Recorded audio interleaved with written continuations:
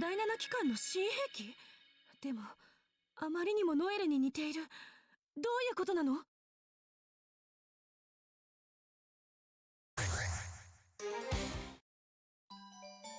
？The wheel of fate is turning. Level 1. Action!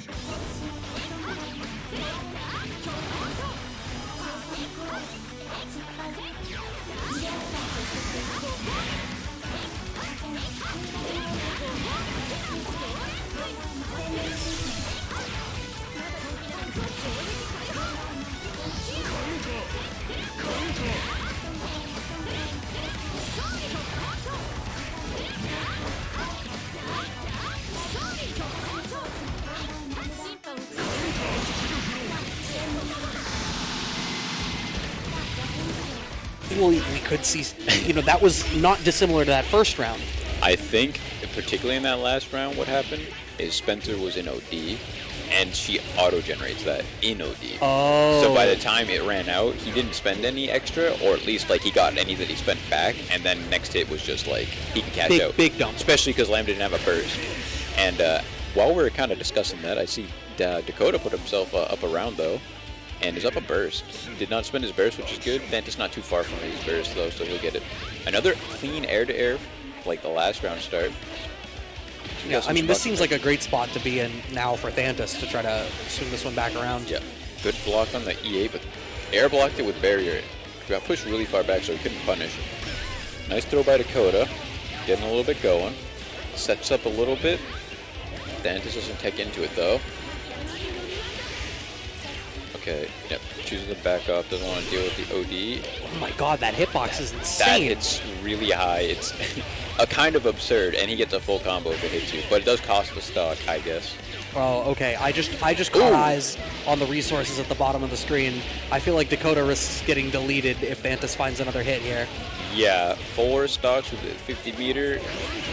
Okay. Oh, okay. Oh. 8-1 stock for that, and Dakota, I don't know if this is enough. Oh, this will be enough damage. He should be able to. Oh, sorry, commentator curse. Backs off. Super's in the face, but that is just kind of got to respect it if you're blocking it. Oh, I think he should just let it rock. got a little bit of some scrambles here. Got a lot of scrambling, but Dakota finds the hit and closes it out. Yeah, you could see, I mean, that moment where Dakota managed to back off enough that the shield bash from Thantis whiffed felt like it should have been it, but just not quite ready. And it felt like everything from there was really scrambly because it was like Thantis didn't expect it to whiff and then didn't expect to live after. And you could see they were both like that moment where you're trying to catch the plate that's juggling. All right, so it's an overhead there. Dakota getting a little early lead here, a little early life lead. Quick get up 5C, but was too far for it. That button is really fast and gave a lot of reward. And resets into the overhead, and all this is kind of burst safe because of how he's spaced. Right. So it's like a pretty hard place to burst. He's probably going to opt to OD if he can this round. Okay. So there it is, and gets the punish on the 2B. Inactive flow, so this will do a little bit extra damage, but I don't think he's going to get anything too big of a hit. Although I could be wrong. Doesn't block the safe jump there. But now full charge. Okay, back at the 4 now. This should still be enough. Oh, base the counter assault. This should be it. Oh, not if it whiffs, but he whiffed the DP, but Dakota tagged a little funny. Just landed on the other side of him, and Thantis still just got a hit, so Thantis on match point now. Some weird interactions happening in this set. Oh, nice anti-air, but juggles a little bit too high, does not get the follow-up after. Does have him in the corner and gets the throw. So Dakota's going to get his turn started. Yeah, and this is another one of those great spots. Great catch on the super jump attempt there from Thantis. You can see, I mean, Thantis is overwhelmingly going to want to try to make an aggressive air move to get out of the corner here and to try to earn some space. I love that Dakota's being much more active in the control. As I say that, though, backing literally all the way off. I mean, we're still mid-screen, so as long as he's not cornering himself, I'm, like, not too big on that. But Thantis ODing through the overhead, getting a 5C punish. There's going to be some good damage. Has an extra stock. I'm back. Lets him roll out. But Dakota bursts him into the corner, which is nice. He's got that spacing that he likes. Going to keep him locked down with the super. Kind of go back in. Checking him to jump. Checking with lows. Just keeping the pressure up. A lot of respect. But Thantis, it looked like, spent a lot of barrier on just trying to navigate and mitigate all of that. Yeah, backs off. Oh, yep, that's not going to work. And, yep, danger. He got Thantis actually ran his barrier out. So danger up there means he's taken, I don't know what the exact amount is, but he's taken more damage until his barrier came back. And you also have no use of barrier, which is pretty big in this game. But tied up. Both these players are on match point now. Dakota is down a burst and is now, you know, in the corner. This could be a bit of a rough match. Oh, my God. Is that the same mix-up? The overhead. I see you 1, I raise you 2. Do we get 3? Oh, just catches the roll. This shouldn't be it. A little weird on the hit there, but still got out. Panic nails out. Oh, and nope, drops it, but... Okay. We got a lot going on here. Yeah, just as soon as the DP, kind of like pretty low risk. All you need was 1 hit, so... Yeah. Well, with the between the life lead that Thantis had and the resources that Dakota did not have. Yeah. There's only so much, like... The risk-reward calculation for using a reversal can shift so wildly based on moment to moment in the state of the matchup. Yeah. You can just let that rock there, especially when, like, Dakota is obviously going to be trying to make some big play. They need to, 1, swing the match back into their favor, or the round, rather. But then, 2, it needs to be, like, explosive, quick damage, and it needs to cycle back into itself. So you're going to see really gutsy plays to be like, I need to make this happen right now. Yeah. And that is not a bad moment to be like, and I'm going to DP because you think that I'm going to wait because I have all this life and you desperately need it to happen. There is not a part of you that is sitting here going, I need to wait for the reversal because now your turn's over and you're eating all this pressure that you just lost 95% of your life trying to withstand. Yeah, and he didn't have like a particularly good setup. Like there's nothing that was really going to cover anything Thantis did on Wake Up. And he had 50 meter if by chance Dakota even chose to just block the DP, so which would make it safe or safer. So Dakota would have had to really hard bait the DP, and like I don't know, he'd have to like OD through it. He'd have a burst, but that also was a big risk, and you could. But I guess with his help, maybe worth going for. Yeah. Either way, what happened happened. Pretty good set though. Really close. Both players were 1-1. I came on down to the last game, and I think right now we got Yeah, if you see who's sitting down, then we can consult the bracket. We got ScienceCat versus Rychtor. Oh, that's who that is. All right, Rychtor. We've put 2 and 2 together now? Yeah. Rychtor, he's a pretty long time Boston player, but he lives out in Springfield. He doesn't come out too often. It's a bit of a drive. But now the name makes sense. Yeah, he does come out. Seems to be making more of an attempt to come out for monthlies, which I love because he's a very strong player.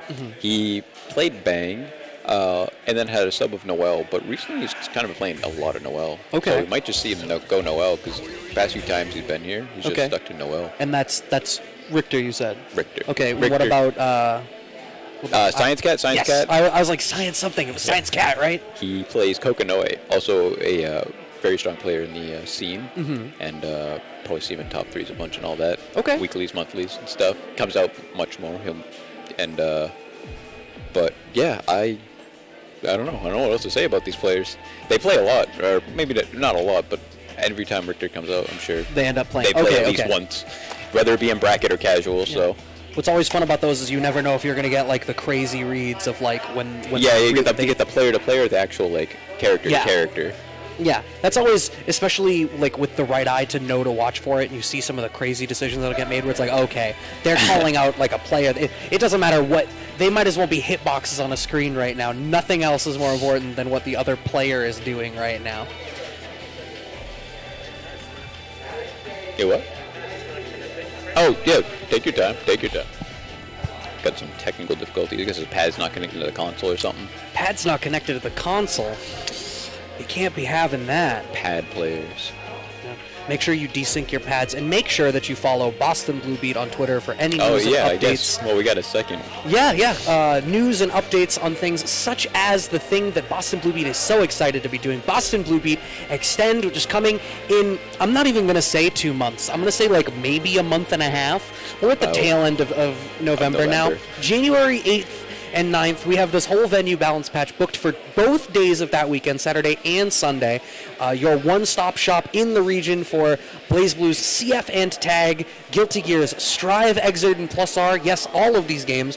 Grand Blue versus Melty Bloods, Type Lumina, and Current Code, Uniclear, and new to BostonBlueBeat, Them's Fighting Herds, and Skullgirls, because we got the PC set up over on the other end of balance patch. We might as well use them. Got the whole venue to ourselves. That's going to be crazy. I'm going to love to see how this is all set up for those 2 days. I'm excited for it. Yeah. And I hope anyone in the area or just interested to come at all can come through, find the time. I have heard murmurs of some out-of-towners that are making sure that they're coming through. I know there's some people that Thantis is in the backroom deals, like trying to corral to get up here. Yeah, you know, because we want to make the event as big as possible. We really it's the first time we've had something like this big. Like we've had a pretty big one towards the end of the year, like December, January last year, or whenever the last time we had one was. But obviously, we're still just relegated to this area. Right. And we didn't only make it a one-day event. But making this a 2-day event and having the whole venue, that sounds like crazy. And I'm really excited for it. I love to see how that goes. And I'm going to be there. I'm going to be commentating BBCF again. So you'll see me on the mic. And our last offline monthly before Extend is going to be next month, December 18th.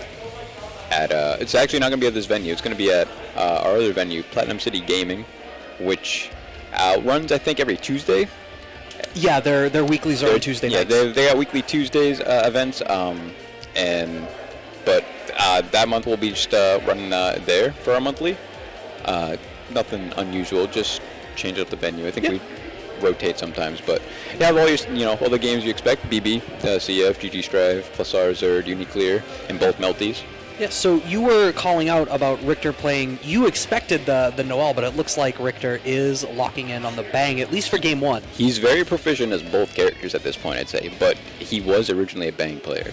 It's just like, I'm pretty sure last monthly I saw him at, he strictly ran Noel, and I think he took it, if I remember right. Oh. Yeah. He took the entire tournament. So is this like a character matchup thing? Does Bang fight Kokonoe better than Noel does?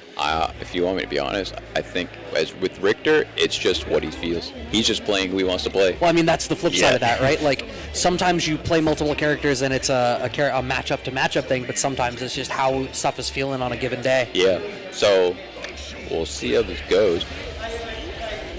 Bang does have a decent amount of mobility, so I feel like he might be able to navigate the traps better than Noel. It has a bit more of a annoying neutral tool. You see the nail counter down there? Okay. Yeah, he can toss those out. He does have a limited resource with them, but they can be a pretty big like deterrent in neutral for the opponent. Is there a way to restock them? No. Once they're out, they're out. But if he gets the 4 seals you see down there next to him, he's in pretty good shape.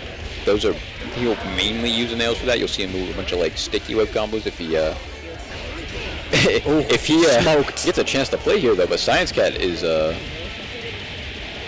the name is feeling appropriate right now, and has obviously spec'd into Artificer. Definitely bought Tasha's Cauldron to everything. And a very clean round there from ScienceCat. I explaining mechanics. I'm not sure what happened there, but did not look like ScienceCat had much trouble that round. Gets tagged by the poison, dodges the air throw, and Rychtor getting a little bit of pressure started here. Just trying to find a way in. Yeah, okay, this is already off to a much better start. In fact, I think getting over and into the corner there and clipping ScienceCat when they were perhaps a little bit unawares was probably the best start that we've had. But it looks like resetting back to neutral, not really the option here. Rychtor continuing to keep the pedal to the floor and try to make something happen. Yeah, I'm surprised he used his burst there because Bang's OD is a pretty annoying defensive option to deal with. Depending on the seals he's got. Oh, and this is like some cheeky. Oh, but he blocks it. He fuzzy jumps up. Didn't have to actually deal with the mix-up. Oh my God! Did he just bait and punish the alpha counter? Yeah, that counter assault there. Oh, good block on the overhead, but then gets by the second one. No one expects the second one. Yeah, and then there you go. ScienceCat taking the first game pretty convincingly there. Yeah, he was just out of range for that counter assault. Just a bit short. Rychtor gonna take a second. Maybe switch. I think he's thinking about it right now, deciding on what to do. It definitely struck me as though Bang...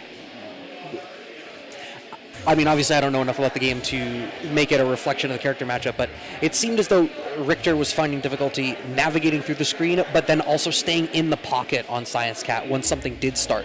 We saw that one sequence in that second round that started to go their way, but it seemed very quickly through that, they were resetting back to neutral, and Rychtor was back to trying to navigate the screen, and it simply didn't work. Yeah. Let's see if he can adjust. He decided to stick with Bang here, and we got the run under anti-air there. Pretty strong option, even in BB still. ScienceCat gonna take him all the way to the corner, get a little pillar set up there, and Bang can use his drives to guard point projectiles, and then has different follow-ups depending on what button he hits after. And just disrespects the OD, not afraid.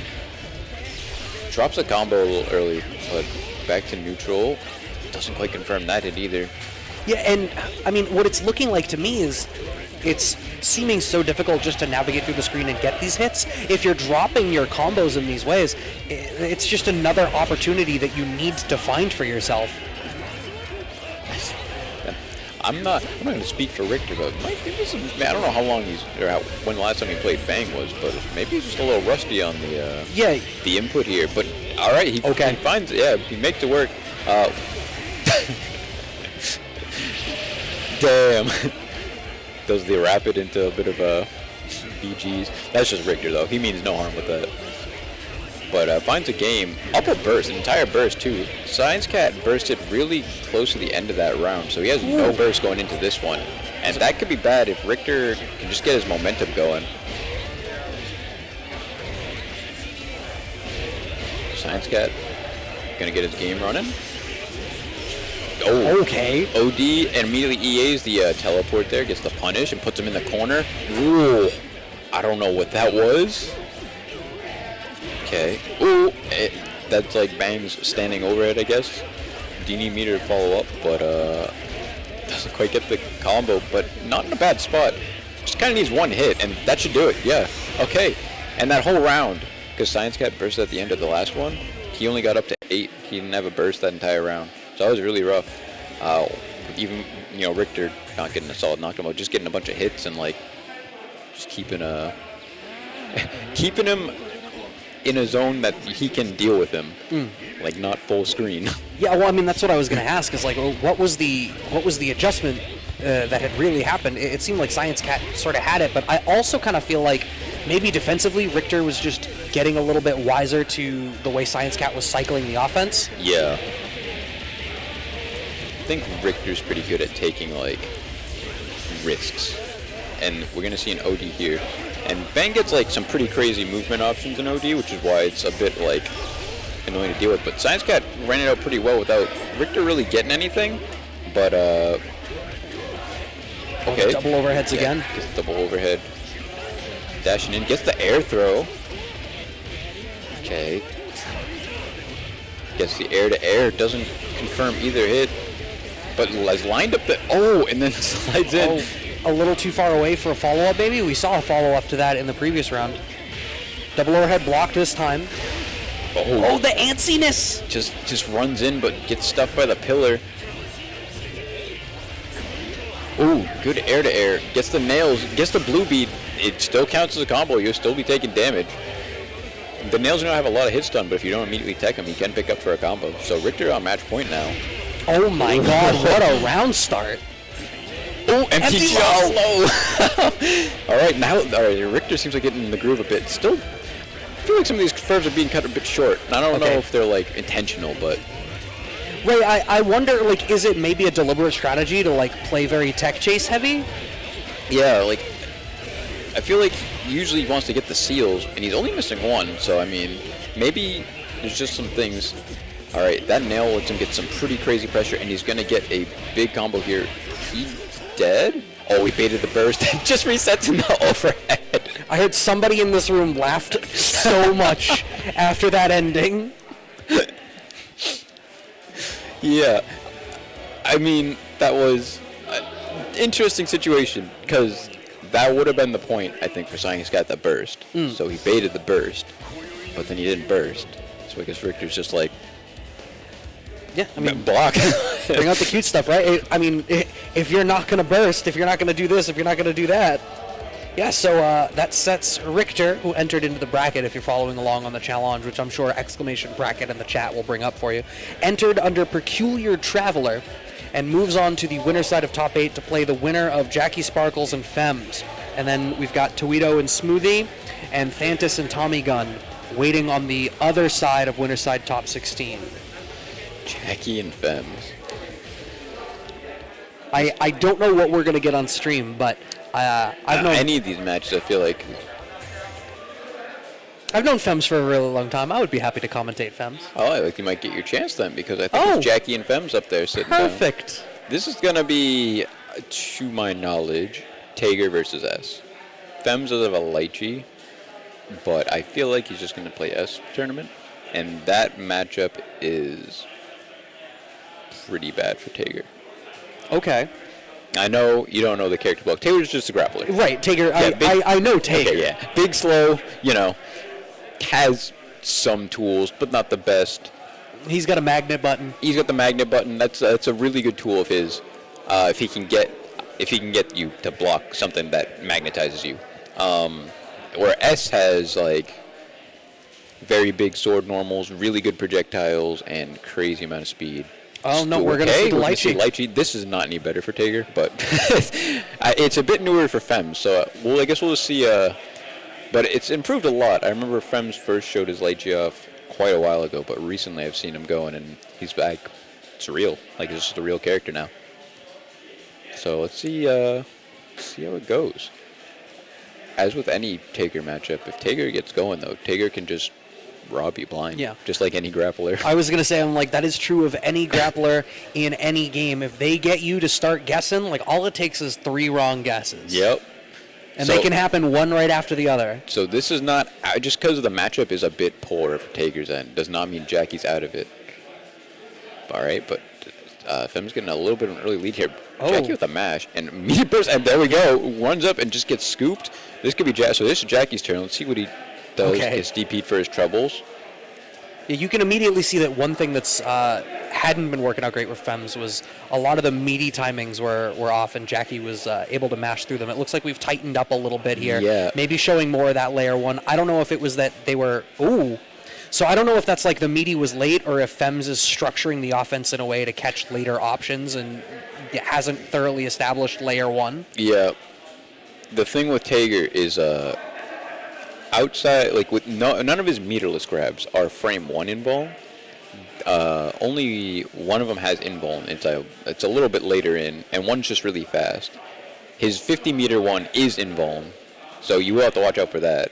But everything else, like if he doesn't have the 50-meter, you're pretty safe to just medium with like anything. Okay. So I feel like if Fems is trying to catch anything later, I feel like he should just do the frame 1 stuff first to make Jackie respect. Because Jackie, notable player of NE, loves the churn butter. He will try to grab you out of any little gap that you've managed to leave in your pressure. That is, multiple people have told me that is the first thing to know about Jackie. The fact that I have heard that from multiple people in multiple tournaments, that they're like, oh, Jackie's going to churn that butter. Oh, that's got armor. Good call out. Chooses the burst. The spark bolt and the pressure. Oh my god. And this should be it. He's just going to kill him with the combo. No, it drops. Oh, but that also has armor, so it got the counter assault. Jackie put himself on the board, tying up the game here. And up a little bit on the burst. Got 8. Fems only got 2. Sledge is Tager's move there where he's winding up. That does have projectile involved, so it's one of his better tools to try to use in a matchup where you're going to have to be dealing with a lot of projectiles. Does lose to lows, though. And Jackie with an early burst. It does seem as though Fems is kind of favoring using the staff as a projectile to cover the approach on the way in, to open up the ability to run that ground-based offense. Yeah. And it's seeming like once enough of neutral has been established and Jackie has that time, absolutely favoring that tool to try to navigate through it. Uh-oh. Gets a big sledge hit. Gonna take this. Okay. Oh! Whoa. Narrowly dodging like death there. Fems. Jackie spending all his stuff. Lychee just flying across the screen with magnets here.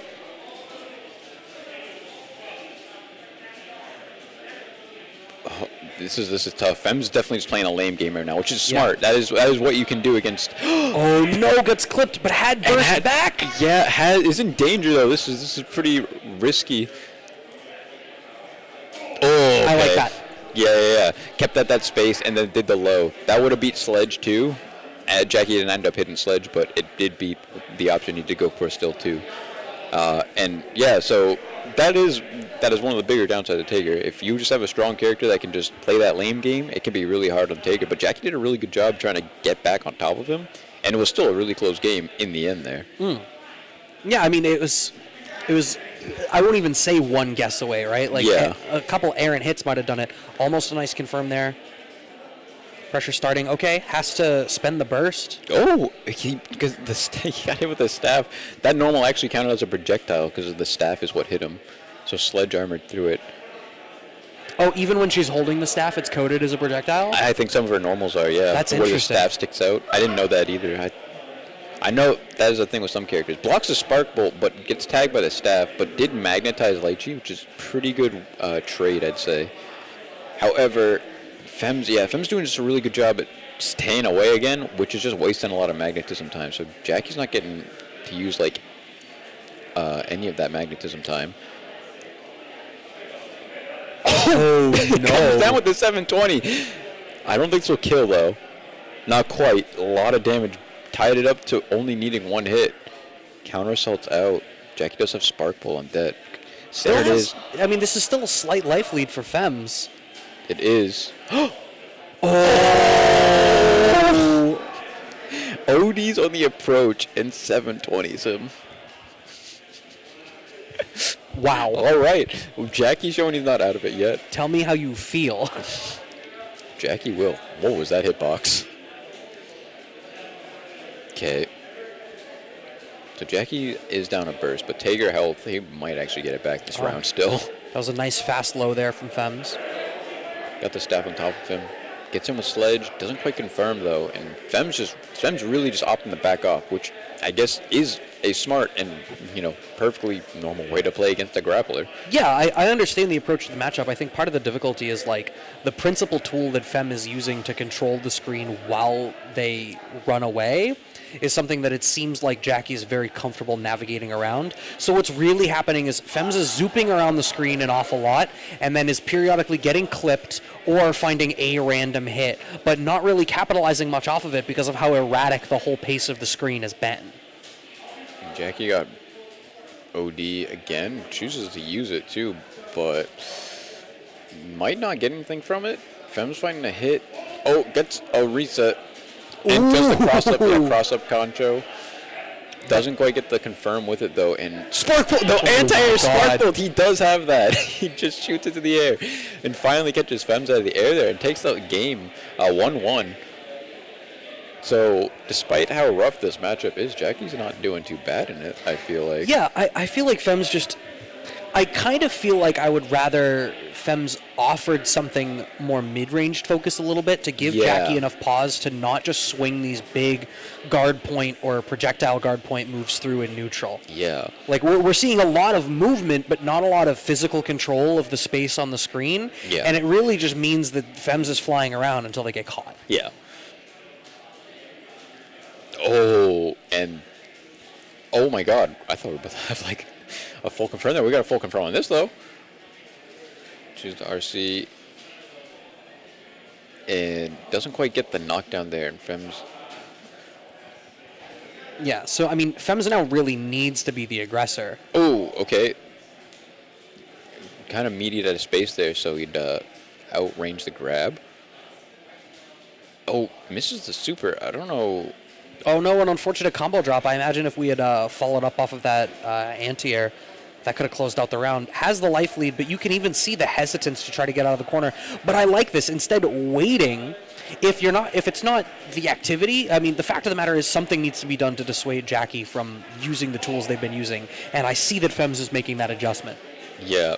I think Jackie was just trying to hold out for the projectile he's got down there to charge back up, but just couldn't quite make it for... getting that final tag. Okay, interactions on hitboxes. Yeah, right. Gets an early grab here, gets the magnetism, catches the backdash with the 6A. Then Fems chooses immediately burst, which guess I don't blame too much. You know, you don't want to be in that grappler vortex. Yeah, I mean, you use it early enough up a round too, you're more than likely to get another burst back. Yeah, even when in the matters. third round if you manage to, lose this one. Getting some hits. Okay. Bring him to the corner. Still just kind of keeping away.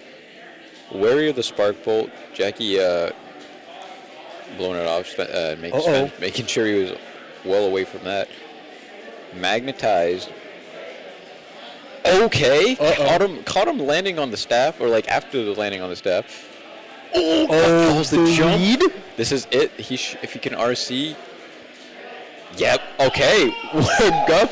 All right, last round. Match point last round. Either player. Okay, passive. And that's another thing I feel like we haven't talked about is even though Jackie does get hit a lot in neutral, he is the grappler, so he has a lot of health to just go through. Yeah. Whoa. That just hit cross up there. Okay. And sometimes even all the little chip damage he takes from the staff, he can equal up with just one grab. So, like, he's willing to risk it for the biscuit because he can tie it up real easy. Right, there's that burst back already there for Fems. Yep. But Jackie's going to get their burst back any second now. Good block on the cross up there. Oh, that's a big call out, and the burst is gone, but no big follow-up after the fact. Fems still having burst on deck here is huge. As long as the burst is not mismanaged, this is a great position for Fems to be in. Yep. Okay, we got things happening. Fems burst in the corner, choosing the backup. Jackie wastes a sparkle, but he managed to make Fems block it, which means the magnetism's still there. On a pixel, though. Now he's in, like, a bit of threatening range for chip, and there it is, yeah. That was going to be my next question, was how they handle chip / how they handle armor. Okay, like, with that little life, if Tager armors through a projectile, does he still die? To my knowledge, some armor in this game does take your health away. Okay. I don't know if any of Tager's armor does, but there is chip kill too, but I think it's only on specials. I see. All right, well, I mean, that sets Fems up against Rychtor in the winner's side of top 8. We saw Thantis beat Tommygun off stream. And we're probably going to get Towito Smoothie next. Okay. I'm guessing. That's why they held the match off. Towito obviously was down at Climax this past, it was last weekend, right? Yes, right before Thanksgiving. I know he plays Melty and I think he was down there commentating Yeah. for Uni. I'm not positive what games, but I know that Towito was commentating. Yeah. I did not catch much of that. I think I caught the end of the Uni bracket. It's become very hard to keep up with all the streams. Yeah. I think that's part of it for me. Also, I don't know. I don't follow any of the games that were there nearly as much. So like, I like to pop in and see what's going on. But while we get the players, whoever we got coming up, I'm just gonna do a quick shout out to our big event coming up, BostonBlueBeat Extend for next year, beginning of next year, January 8th and 9th, 2-day event over here at Balance Patch. We got the whole venue to ourselves. We got all the games that we usually run. We got BBCF, BB Tag. Actually, we got that and more. GG Strive, Zerd, Plus R, Grand Blue Versus, Melty Blood Type Lumina, Melty Blood Current Code. We got Uniclear, and we're going to have, because of the PC setups, we got Them's Fighting Herds and Skullgirls being repped here too. So any of y'all who play that, feel free to come through. We'd love to have you. I'm going to be so curious to see some high-level Skullgirls. Yeah. That game is so wild to watch. And then our offline monthly, the last one before Extend will be next month, December 18th, Saturday. It's not going to be here, actually. It's going to be at PCG, Platinum City Gaming. That's down in Taunton. It's a bit more of a drive, unless you're already Southern Mass, then maybe less of a drive. Right. And just have the same things that we have here, like so I have CF, the 3 GGs, Melty, Clear, Melty Lumina, Melty Current Code, and Uniclear. Melty Clear. Not inaccurate. I was going to say, I almost believed myself there. Spiritually, sure. Same. Especially, it was funny, I got into Uni when everyone got into Uni. Yeah. Because I follow the waves. I am a sheep. Sometimes you got it. Then in the ramp up to Type Lumina, I saw like current code around here, and then seeing the through line of like, okay, I see how this spiritually influenced this, and then retroactively being like, oh wow, Type Lumina like really feels like the spiritual successor, just like this is the spiritual successor to Fems' last match. We lied to you going right into the winner's side top 8, Rychtor Fems. Yeah. And Rychtor, as we noticed, still playing Bang. And Fems sticking with Lychee, which is, Fems is, it's like Rychtor, I said stuck with Bang. Fems had a S and is only recently been playing for Lychee, and it seems like Fems is doing what Rychtor did last month, where he's just rocking it with the new character, which, I respect. Yeah, I mean, I feel like sometimes, eventually you just need to take off the training wheels and really let the character rock. If you're always having that spot of like, well, I'll switch to the other character if I feel like I'm not doing enough. Like, if you're learning the character either as a new main or as a supplement, you need to trust the situations where you're supposed to use them and identify where the problem is the character and where the problem is you. And if the problem is you, you really just need to work through it. Oh my god, great block on the double overhead. Yeah, Rychtor getting the pressure going. Gets the little tag. And got him low twice there with the 2 A's there. Gets the little extension, gets to the nail. Doesn't quite finish the combo, but does have a pretty good life lead. Fem's still a little low on the burst spectrum there. Okay.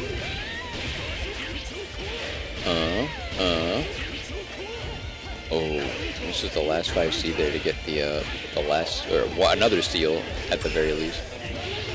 And I feel like this is not dissimilar to what we saw from Rychtor in their last match, right? A lot of these weird tech chasey situations that aren't quite mapping out in the way that I would have anticipated. Another, I don't know if that's a drop. Again, part of this is unfamiliarity. I am familiar enough to know when you have a bad burst, though. Oh, man. That is a rough spot for Fems. Yeah, a weird hit. And also, that was at the end of a round, like fresh off that game. So he's going in with a flat 0. Rychtor had got a 3 at least because he just had used an OD, and Fatal. Okay, there we go. Drops it a little bit, but definitely got a good chunk of damage there either way. Fems just shooting up the staff. Hold up, this man's air dash, he literally just runs in the air? Yes. Okay. I see you, Bang. Guard points through the projectile, gets a tag, but traded, but it left him favorable. Got the knockdown. Okay. Oh my god. That was a little awkward. I don't know if that was layers or if there were just like air gaps. Okay, whiffing DPs. Rychtor didn't quite run up far enough to punish. Fems does have a burst come back. I think thanks to active flow. Oh my god. Doesn't kill. Okay. Okay. Got twin ODs here. And we just got bang going everywhere on the screen. Yeah, it Shooting looks out like some nails. it looks like Richter's call here was to, And that's it. Oh my god. Okay. So when he has all 4 seals down there, he can do a super. He goes at it super. I don't think it has any inbone. Maybe it has a little bit of inbone, but it might not be frame 1. But if you're in the air, unless you're a character with some specific option that can hit cross up or like you have OD on deck, you're kind of just like in a checkmate situation. Like that grab is going to work because he always teleports behind you. Oh, it's air unblockable? Yeah, like it's just a grab, and if you have nothing that's like active out for you that can hit cross up or anything, you're just gonna get grabbed by it. Interesting. Oh, jumps over the DP but doesn't get a big punish on it. Just got the players kind of jumping back and forth in between the corner right now with each other. Okay. No knockdowns here. Setting the staff, yeah. There's just a lot of Yeah, it seems very, very erratic. Yeah. I don't quite want to say scrambly because it doesn't feel like it's tense enough to really be a scramble. It's just a lot of erratic movement, and neither one of them has really found any opportunity to lock the other down long enough to do anything.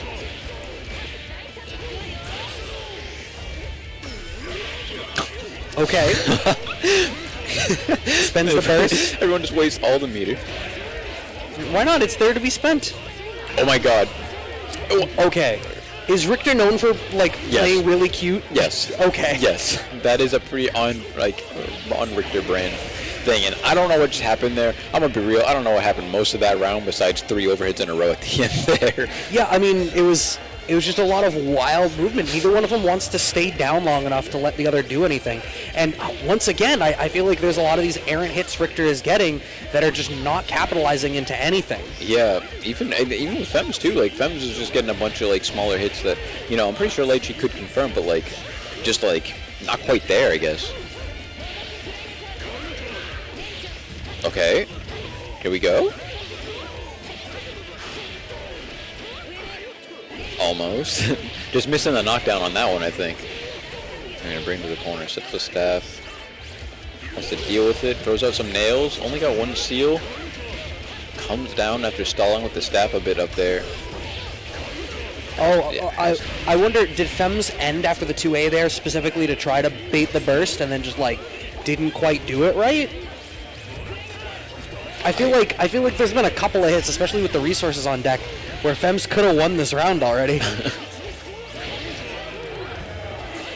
Rychtor on 1 HP, zooming through, doesn't get punished for his troubles, but gets hit on this by the staff on the way back to Lychee there, and Fems tying it up 1-1 after some pretty hectic sets.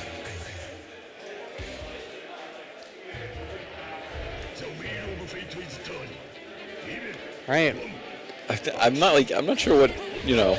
Oh, okay, the fastest burst in the West right there. I feel very reassured. Like, when I'm looking at a game I'm not quite familiar with, there's always that, like, all right, I feel like maybe I should know what's happening. The fact that you also don't is like, okay, this just is. These two are playing fast and loose and wild and purely by feel. Yeah. And they're feeling some kind of way, and they're not quite sure what that kind of way is yet.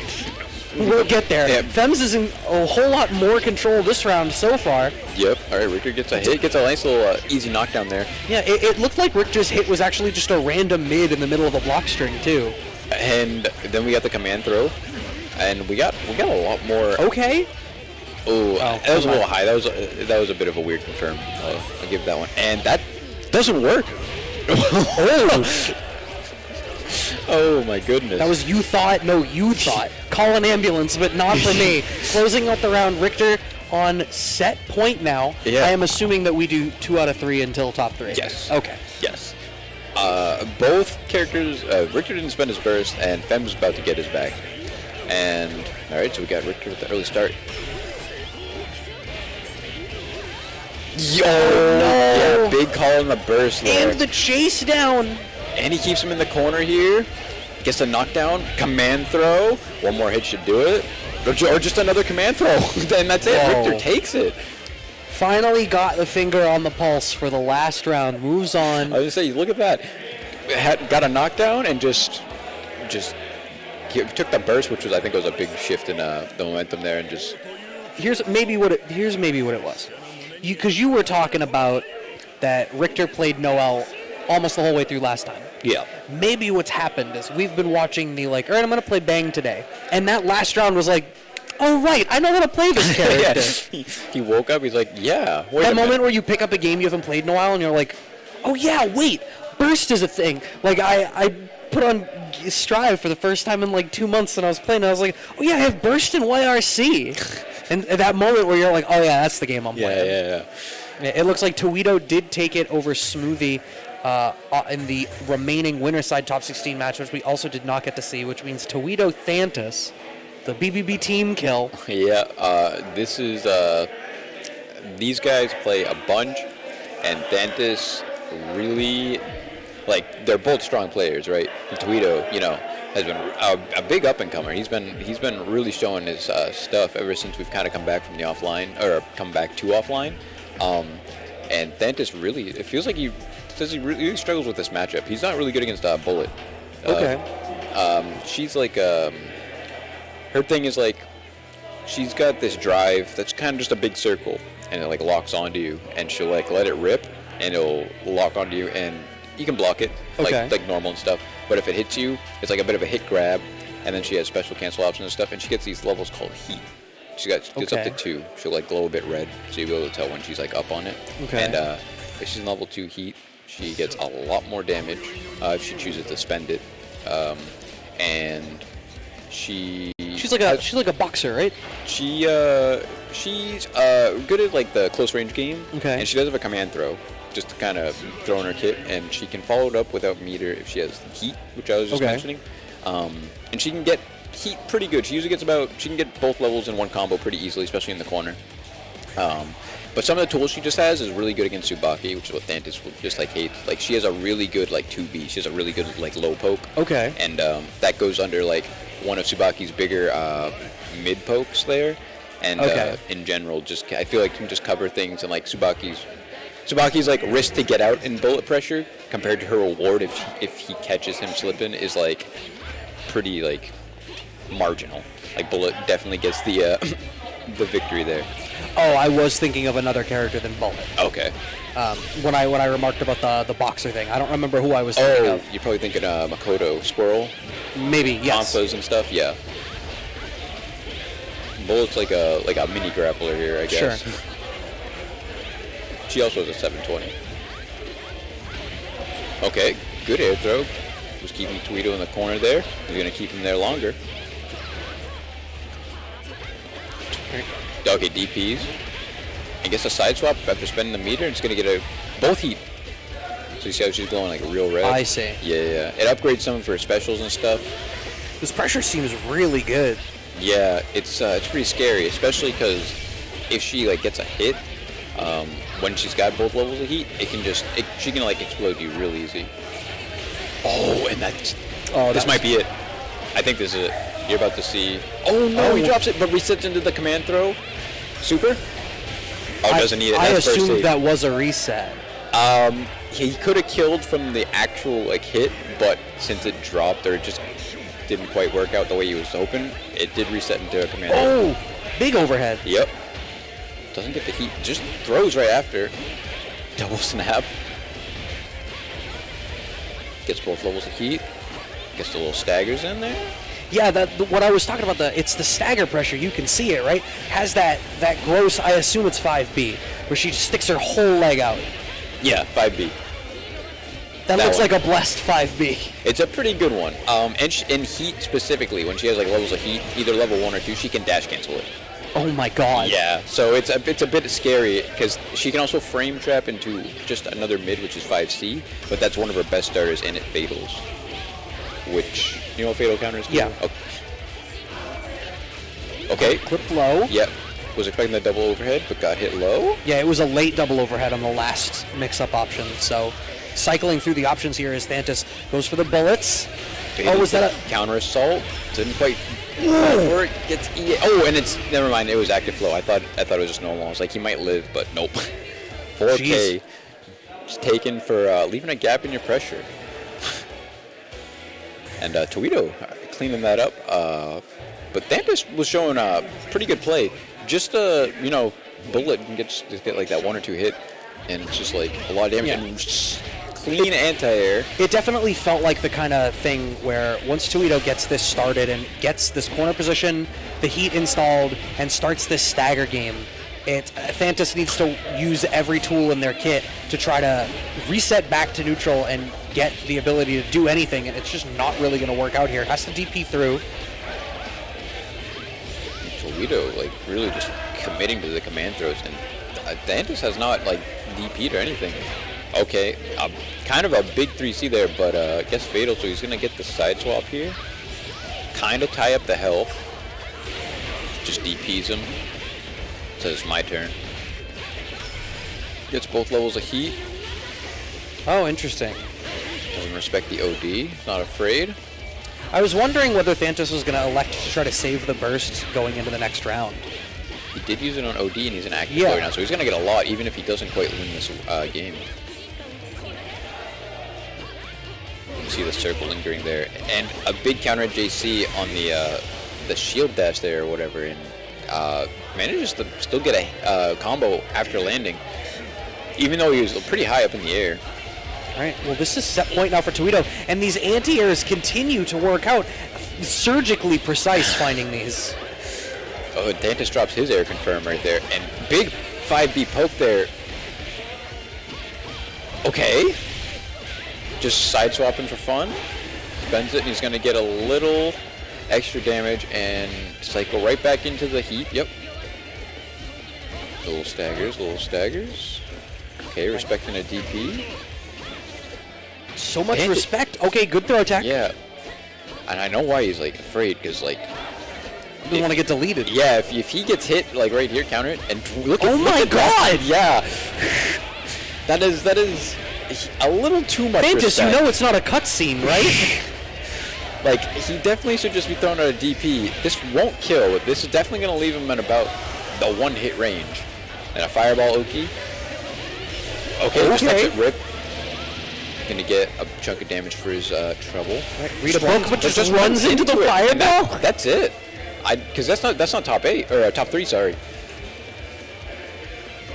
So did Thantis have like TO things to do? Is it just like, I'm gonna run into the fireball? I don't know.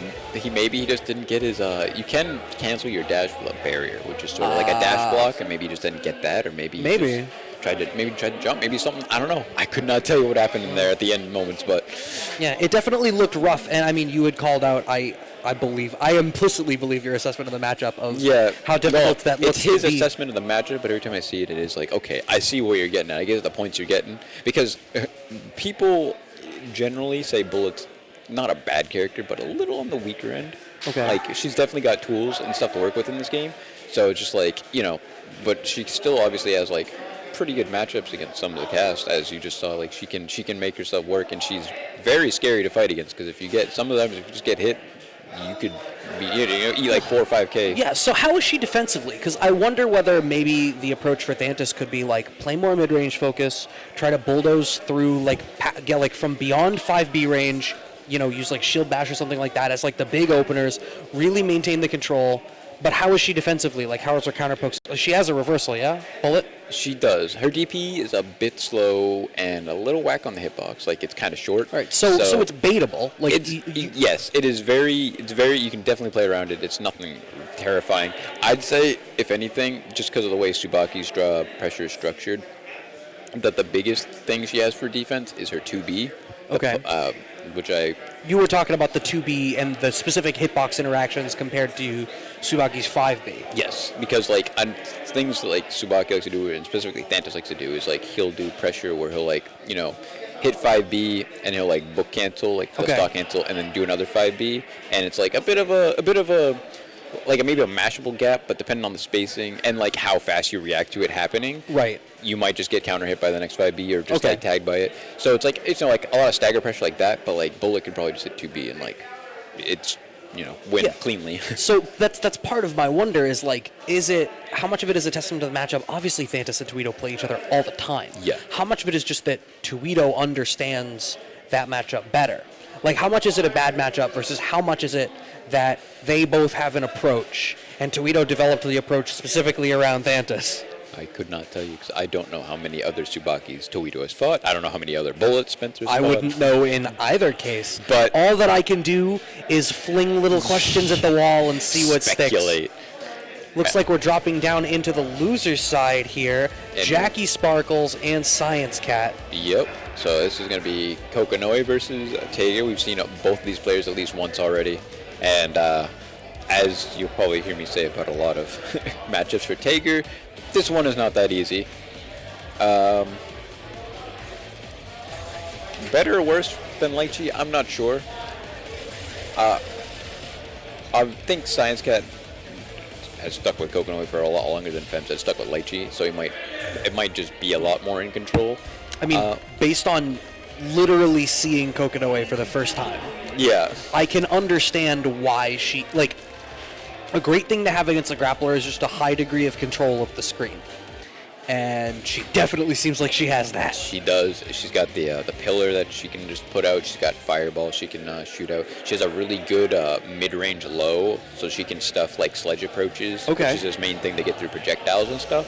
So Jackie kind of has to be careful, I think, on that grounded approach. Yeah, the RPS around that is usually a huge deal. And that's the thing that we were calling out in the matchup with Fems, was that for the first two games, Fems was trying to play that more zoning focused thing, but wasn't cycling in enough ground options to factor around the anti-projectile resources. Oh, okay. Jackie got hit there, but nothing, didn't get magnetized.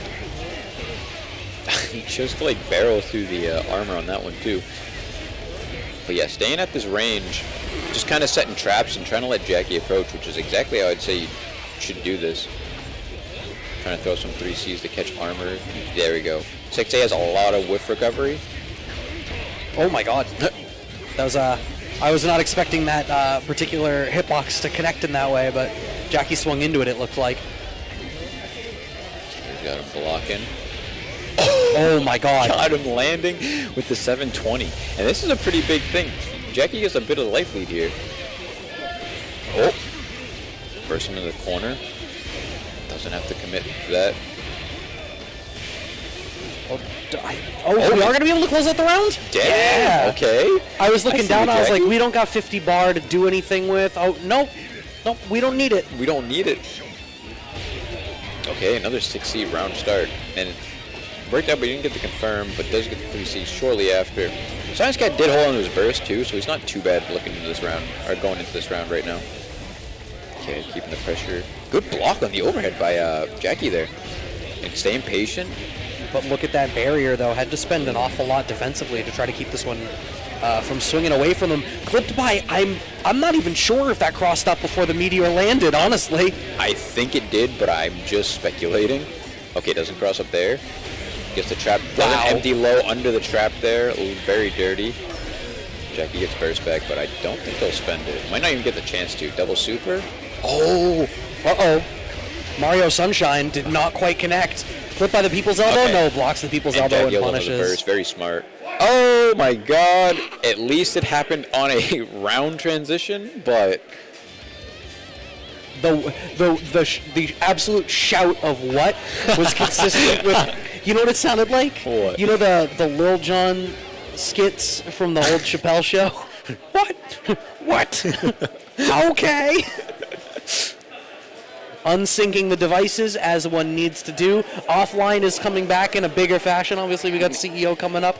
This next weekend, we got BostonBlueBeat Extend in just over a month. So please desync the pads when you sit down. I understand the meme is that you can't desync your own pads, but hey, you can desync everybody else's. BostonBlueBeat Extend. The blue is the color of the PlayStation. It also means Bluetooth, which you got to desync. Boom, I brought it full circle. Professional commentary. January 8th and 9th. That is, as I said, just over a month away here at Balance Patch. Both sides of the venue, and we are here back in loser side top 8, JackieSparkles and ScienceCat. Yeah. They're just going right back into it after deleting, which I like. Gets a little tag and puts him into the corner. This is pretty good. Oh wow. Interesting that worked like that. And we're just traveling with magnets right now. But how do they work? We ask that question every matchup. Oh, wow! He held the sledge, and it actually caught him through the cross-up after the fireball came back down. Okay. That was a late cross-up limb that worked out decently there for ScienceCat. Okay, gets him magnetized. Oh, but 3C's, yeah. The armor does not work against lows. 3C is definitely a low. A very long low. Gets the setup. Okay, empty jump low again. Wait, I don't think he can kill. Maybe he has a 100 meter. Not if it drops, though. ScienceCat's got Astral on deck, but Kokonoi's Astral is a little weirder to hit. Oh. Uh-oh. This could be all that it takes. A nice forward roll to get away. No, a drop?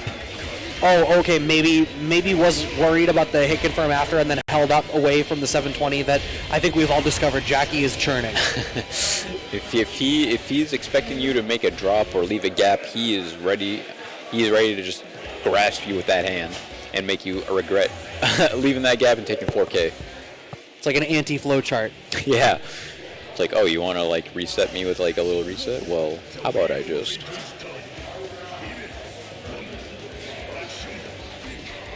Okay. There's something to be respected about that, right? Like sometimes it's a good thing to never be discouraged from a particular thing. Yeah. Because different players are going to have different tendencies towards like how much are they going to punish you for it before they're like, there's no way I can switch back to a different option now. And then you scoop them again. And for a character like this where that 720 is doing 60% damage.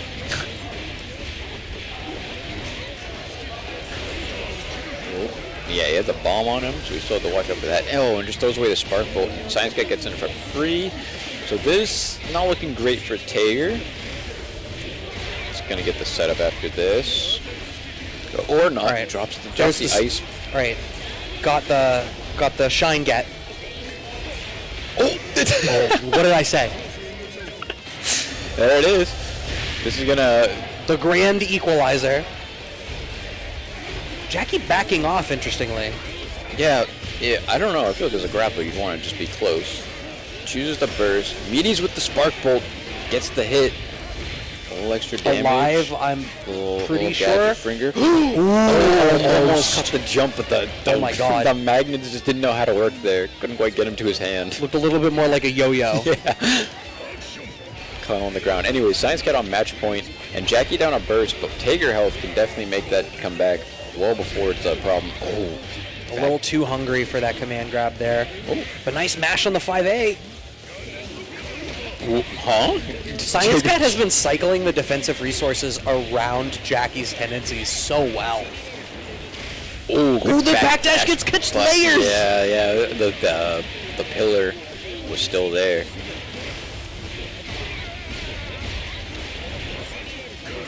Ooh, and air tech. That combo went a little too long. Oh my god. That one. And this is going to be good damage. Drops it. I think at least one more rep of that. Oh, really trying to armor through and just get a hit. Oh, that's it. Yeah, you're dead. Yep. Active full assuredly. Boom. All right, Jackie not out of it yet. Tying up the game 1-1. But, I mean, ScienceCat has burst going into this next round. Jackie's going to be... Jackie did have to spend an OD there to win that last game. Does have active float, which could get the burst back, and a lot of health. So, like, the hits will be building back that burst constantly. Okay, just runs up and throws him. No fear. Adjustment. I think the combo looked a little funny there. Oh, and calls out the up back with the 6C, covering a lot of that airspace back there. Oh, the lightning, the layers again. Are we going to close this out? Yep. Oh. All right, that's 2-0 for ScienceCat. Moves on as I double check. Gonna play against Thantis. Another matchup that happens a lot. I believe it. I believe it. This is a consistent. I don't want to say dense, because I don't think it has quite the connotation. I know the CF community here has been, the people who do come out strong and have for a while. So I'm sure a lot of these matchups happen really frequently. Yeah. But even like outside of events, people will be going over to each other's houses, or even just like on Fridays, like casuals happen between them all the time, and they see each other at the weekly tournaments, which we do not stream, but do happen every week at Balance Patch. If you're out there and you ever feel like coming out, there are weekly events every Friday. But yeah, so I don't know what match we're going to be getting up next. Yeah, I would assume Tommygun and Rychtor. No, that's not. Exhaustion Incarnate was a different name than Rychtor. Oh yeah, that's Tommygun is sitting down. So I think my guess is this is Jacob, who is an Izanami player. Okay. He's pretty on and off in the game. He just does a lot of other things with his time, which is fine, right? Mm-hmm. But he's a very interesting one. He plays unhinged. Okay.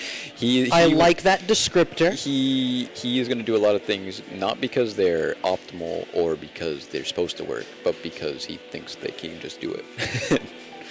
Okay. But smart. He is a smart player. He's not doing this completely blinded. Right, he plays by feel. Yeah. But pure feel. Yeah.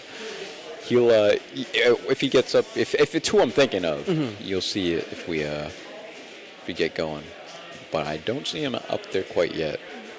So I guess we'll just remind the folks watching the stream that we got BostonBlueBeat Extend coming up in less than 2 months. Going to be a 2-day event here at Balance Patch, Boston, Massachusetts, January 8th and 9th, beginning of next year, January 8th and 9th. We got all the games that we usually run for CF, Tag, Strive, Exert, Plus R, Versus, Melty Blood, Lumina, Current Code, Uniclear, and we have the whole venue. We got some PC setups too, so we're going to be introducing Fems Fighting Herds and Skullgirls. First time for the Boston scene to run at a monthly event like that. So yeah, if you're in the area or can find the time to come through, come on down. We'd love to see you, love to have you. Check out the scene, check out the venue. The venue is really nice. Got food provided in here. And yeah, I was about to mention the food. I'm because people always, I know everybody gets excited when they go to, especially when you travel to an event. You want to be able to have great meals after tournaments. You go 0-2 like me, and you're like, all right, time to go and hit up some restaurant. I know Korean barbecue is the big one that everyone loses their minds about. Snore. Damn. Calling to people like that. If you don't want to leave the venue, if you just want to eat something here, we got the sandwich bar. They have noodles and stuff over there too. Yeah, they got little cup noodles. They got shakes. Yeah. They got coffee. But there's tons of restaurants around here. There's a Raising Cane's a block away. Yeah. Even if you don't want anything in the venue, we got stuff across the street. We got stuff right next door. We got stuff like you said, a block away. Tell you what, you come from out of town. You tell us at the door. We'll make sure that somebody is there to get you situated for what you're trying to eat. Oh, we got this. We got the initiative. They're checking the devices. Making sure everything's on sync. You only ever see that problem once in a day. I know. Thank God. It happens once. Everybody checks that from there. And I think you were right. I think it was Jacob who sat down. Yep. Yeah. Okay. That sounds like a name he would pick. That's why I was like. Those you had the player read. Yeah. So Izanami versus 9. Both these characters pretty frustrating to play against as most characters, and I feel like both these characters don't like playing each other either. 9 has just a bunch of disjointed normals, has a crazy mid-range game because of her normals, and has the whole spell system, right? Rock, really plus. This match is going to be pretty wild, especially if you don't know either of these characters. It's going to be a lot to try to explain. I have a passing familiarity with 9 at least. I have seen 9 before. Okay. Izanami, she's got that. You see that ring bomb behind her? Yep. She can activate that, and she gets these access to a slew of projectiles that she can use completely independent of her, but she cannot block while the ring is like activated. Oh, interesting. Okay. And outside of having like a normal double jump, she has this thing called like float, where she just kind of stands in the air and can almost do everything she does on the ground, like in the air, with basically the same properties and stuff. And so she has kind of some like pretty unique and like interesting looking combo routing because of it and stuff. But she's really strong. She also has like this thing where she puts on what we call rib cage. Okay. It looks kind of like a rib cage, and it gives her armor, but constantly drains her barrier, like armor on everything. Oh. Yeah. So she can just cover a bunch of her stuff like that. I'll try to point it out if it happens. But like, she can just throw it on a neutral sometimes, but since it does drain barrier, it is a bit of a cost. But you'll see her doing a lot of wake-ups just to basically nullify all the defensive options that an opponent could use. But right now, we just kind of got we got Jacob over here just kind of laming out with the little Doritos you see him shooting at. And Tommygun's finding it hard to like kind of get in. 9's dash is projectile invuln, but Jacob's is doing a really good job covering where Tommy's kind of going, because she only does have 2 dashes, and he finds another hit here. I don't think this will be it, even with active flow and OD. But one more mix-up should definitely do it. He rolls back into the ball, and that's it. Or not. Jacob just making me look like an idiot. It's a backup. Wanted to finish with the Dorito sponsorship. Yeah. Hitting him with the Cool Ranch. Yep. The nacho cheese. And Jacob, pretty convincing, wasn't fully there. I was trying to explain the character to you in a quick breakdown, but putting himself on the board pretty quick there. We'll see if Tommy can adjust. So he's just kind of fishing with those normals, but like Izanami does not have to commit too hard to anything. He can just really stay like full screen and kind of just keep the pressure on with projectiles, even if 9 can like has decent ways around him. Yeah, it definitely seems like the first problem for this matchup is that Tommygun needs to lock Jacob down exactly enough to be able to do literally anything. And Izanami seems to have every resource available to just be like, I'm over here now I'm over here. Yeah.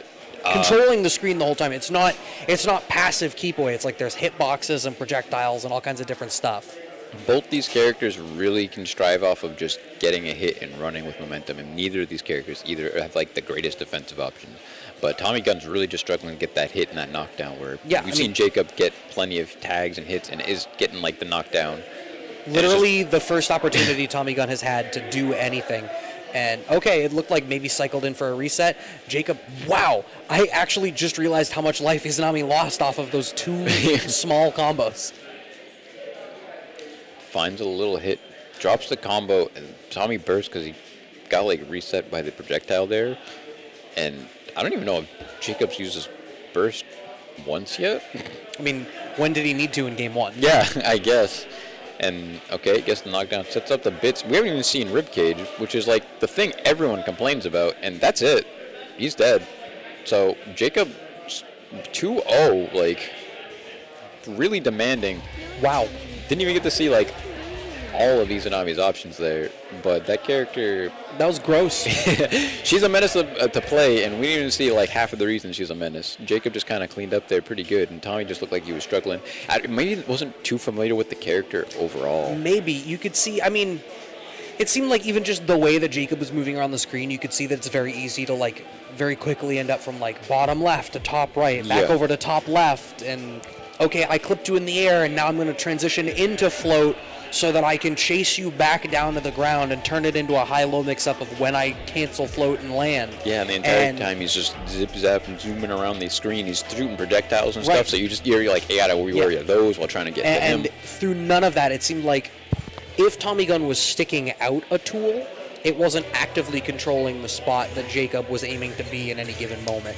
I feel like what you, like, saying that maybe there's its unfamiliarity. I don't know if it's unfamiliarity, largely because I'm also unfamiliar, so I don't know if you're more familiar with the character. Do you understand the way she moves around the screen enough to make these calls on where Jacob is trying to go and control the screen accordingly? Or is it really just like you have to make a call and Tommygun just kind of didn't make the right one? Izanami, from what you saw there, she can, against most characters, I say she can pretty much stay. Like, she can just comfortably actually just kind of stick up to the top of the screen, shoot bits around pretty, uncontested. some characters are better at it than others, depending on like maybe their zoning tools or what if they can cover a space way up there. But if she's up there with just like her ring activated and stuff, it can be really hard to just like deal with her, especially just constant shooting. I guess we might be. I thought I saw Thantis walking over, so I would have guessed that it was going to be. Oh, Jacob is saying something. Fems is up there. Oh, Fems is. Okay, well then that would mean that it would be Fems and Jacob. Because that's the other. So we've got Fems and Jacob, and then Thantis and ScienceCat, and those are the 2 matches going into our loser semis. We still have, I believe it was Rychtor, Rychtor and Towito waiting up there in winners finals. So we are very quickly getting towards our top 4 here. Yeah. This is still semis, right? No 3 out of 5s yet? Nope. Okay. They don't do 3 out of 5s for 4th place match. No. Only top 3. Only winners, losers, and grand finals. Yeah, they don't need to run the whole tournament at 3 out of 5 like weak gamers. That is like a lot. I don't know. I don't like that format for any game. There's like a few where maybe it can work. I was completely kidding because I cut my teeth on Marvel 3, and that became a 3 out of 5 game comparatively. Well, I mean, not as quick as Strive. Yeah. You know, Strive landed and people were like 3 out of 5, 3 out of 5. It was like, why? What? Yeah, what do you know that I don't? Game just came out. They saw Saul's damage and they were like 3 out of 5. Yeah, everybody's gonna be doing like 70% on one combo round start. It's like I don't know. Okay, yeah, so we just got Jacob and Fems. Lychee versus Nami. Lychee's kind of a character because the staff will be flying up a lot more, so he can kind of like contest the ring, that angle that Jacob likes to. That was going to be my question, actually. Is now how do projectile interactions work? Like if Jacob is covering the angle that the staff is going to approach by, do they trade? Do they not interact?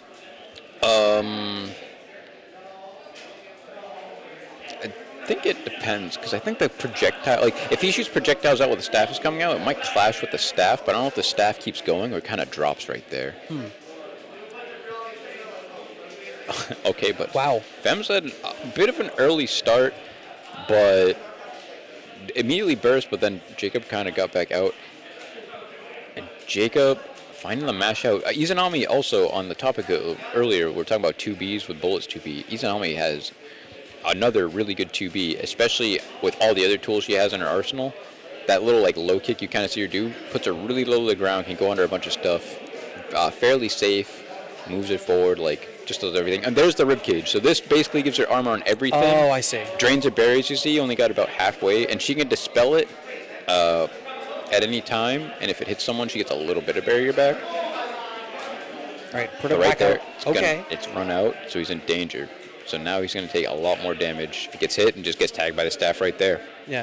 I mean, it definitely struck me that Jacob made the call there of, like, I'm either going to win on the next hit or I'm not. Yeah. So, like, might as well just cover, like, a bunch of things at once with the ribcage, even if it didn't work out. Oh, and slides in. So, like, he can be hanging up on top of the screen there, but that little slide he does just bring him right back to the ground and is a low. And if he's got bits, he can even cover it to make it safe. Oh, the chase down. Ooh, TRM. I'm going to get a little combo orb. Not. And just reversal. She does have a reversal super. It's also just like a, normal super she can end with. But no meterless reversal. She definitely strikes me as like a glass cannon-y kind of character. She's like she can lock you down forever, but if you lock her down, you can definitely win the game.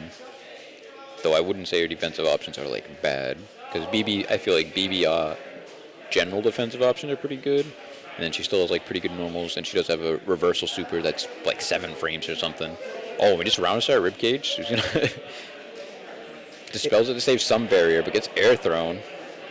It definitely struck me like Jacob is kind of making this call of like, all right, the zoning game didn't necessarily work. I kind of need to bulldoze through the neutral and catch Fems overreaching. Okay. Kind of screwed up the meaty, but covered him with bits anyways. Oh, the back roll gets chased down, but no follow-up there. Fems burning the burst. Caught him low. Keeping him in the corner a bit here. No clean hits from either player yet. Yeah, there's a lot of... I mean, Fems is doing, and we called this out for a couple of other players as well, but like there's a lot of interesting tech chase decisions that seem like they're happening. Okay, but Jacob finding the hit. Going all the way to the corner. I think extended the combo a little too much there. Gonna get the and gets the super command throw. So that super is a command throw. It literally just freezes time, and he can just do as much damage as he can possibly can within that allotted time before it ends, and did enough to kill. Oh my word. Yep. Okay. So that's what happened there. Closes out the game 1 with that.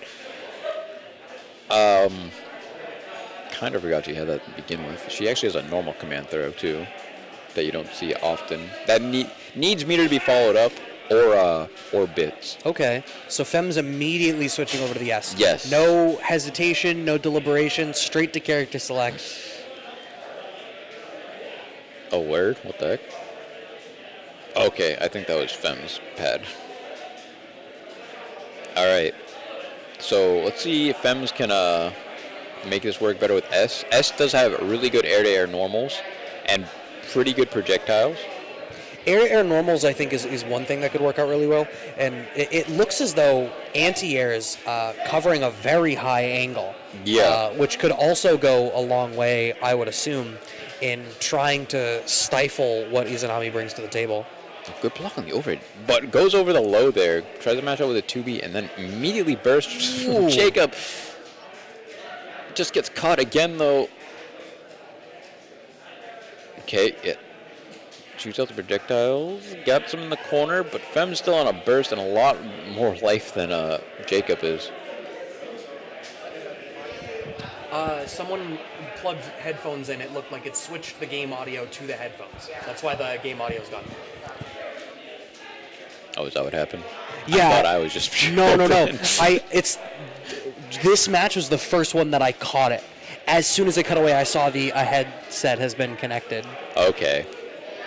So it's either Fem's or Jacob's fault. Yeah. So, sorry if you don't hear any sound on the stream right now. I thought that was just on our end. No, it seems like they're sending the audio not over HDMI right now.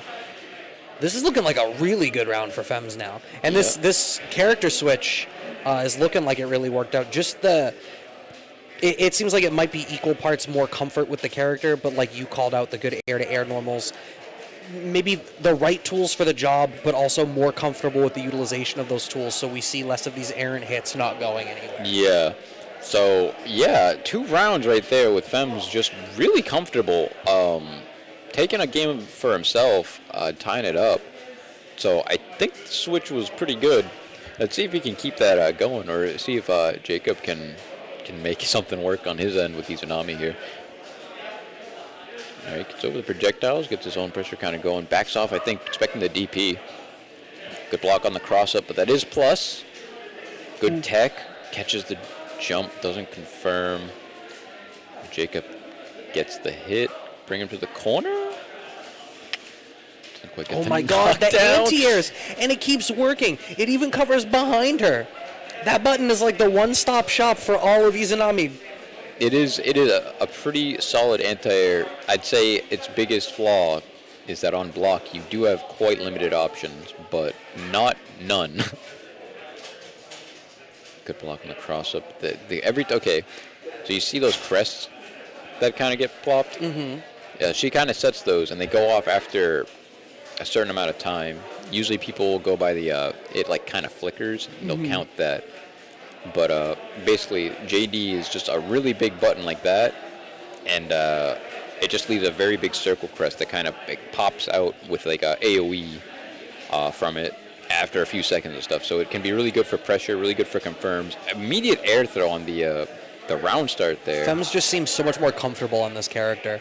Even the structuring of the offense feels much more comfortable. It's like the combination of the comfort, the structure of the offense being better, but also the tools that S brings to the table is very obviously making Jacob uncomfortable and keeping Jacob grounded for longer, which gives Fems more opportunity to structure offense. We're really close to closing out this round here. All we need is an errant poke, finds the throw tech, and then just big sword normals to control the screen as Fems close it out. I'm swinging. 2-0, Jacob saying. Didn't count that Lychee games, just saying 2-0. So I think that's the same thing that Jacob said for their previous match. They stood up, having just won. It was like 2-0. Like, yep, got reversed 2-0'd. which is less impressive when it's one game and then 2-0. It's not quite the same as a reverse 3-0, but Yeah. we take those. Yeah, Fems moves on, waiting for the winner of Thantis and ScienceCat. Classic Boston matchup here. So Thantis a lot more comfortable in this matchup than he is with Bullet. Maybe even just with like player to player. Maybe against Nick, like just a little more comfortable fighting Nick. But either way, both these players very strong. This could be anybody's game, depending on the day, just how they play, I guess. But and like matchup wise, I don't know. So Coco obviously has a lot of the screen control.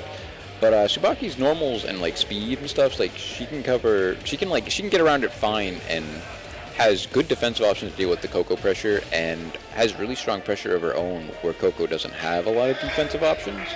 So I guess it's either anyone's game, kind of see who gets the first hit. I think Tsubaki does have to work a little bit more to win in the neutral, but it's very doable. Like it's not like a super oppressive neutral. Just like a little extra work for Tsubaki. So it'll be interesting to see how the players are playing today. Seeing the OST matchup that plays out too, as you watch them vie for what song is gonna play. Oh, Thantis found an early air to air, didn't quite get the hit though, but finds another and is gonna bring him to the quarter. Gets a knockdown for his trouble. Doesn't block the overhead. Chooses the burst. Try to get something started. Lands. Got caught low. Chooses to spend some meter for a little extra damage on the confirm here. Oh, and that's it. Clean. Wow. Perfect. Oh, we got sound again. People unplug their headphones. That's all it takes. Okay, got caught low again. Oh, called out the back dash. Yeah, with that like a little bit deeper dash 5B there. Good block on the hammer.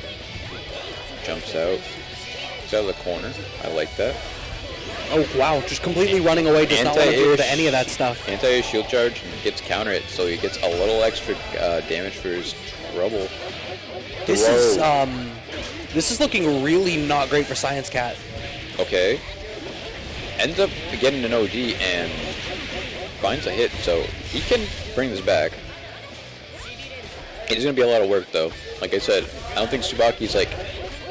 She's just got the tools to get out, and finds it. Oh, and there it is. Gives a little bop on the head. Even had the RC on deck just in case, and takes that. Yeah, that was a very clean 2 rounds. That was very nearly 2 rounds of perfect. ScienceCat was looking a little bit like a training dummy there. Hopefully gets his bearings a bit.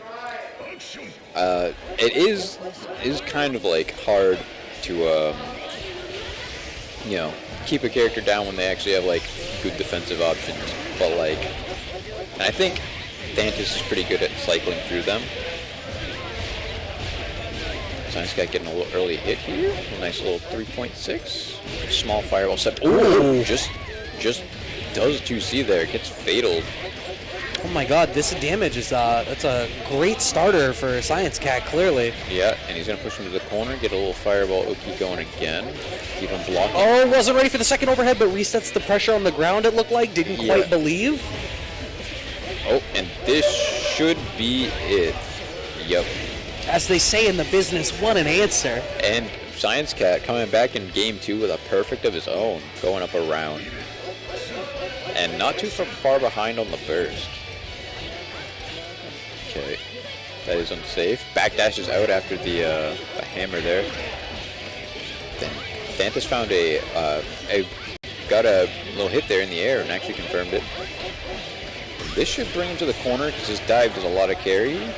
Oh, doesn't tech. Oh my god. Side swap sides, so he doesn't quite get to the corner, but it's okay. Gets hit by the overhead, and this is going to be enough to close it out. And Thantis almost with a reverse perfect. Right. Basically just got chip damage or something. These, something about this matchup must really lend itself towards these all-or-nothing, super volatile rounds. Oh, okay, finds the overhead, just barely doesn't follow up after the fact. 5A trades. Oh, and He insta-blocked the knife but didn't punish, but got put in a pretty good position anyways. Oh, ODs through the overhead, but doesn't quite get the combo after that for the DP. But it's just generating a lot of stocks down there, as you see, all the way up to 4 now. Almost 5. Gets caught by the 6C, but ScienceCat with no confirm still. Navigating around all these tools that ScienceCat brings to the table here is Thantis, but still stuck in the corner. Whoa. Bulldoze through with the shield bash. Just brave. Good block on the overhead. That is, yeah. Oh, good block. But yep, it unfortunately, comes back down. I was going to say, I was like, is he going to finish in time?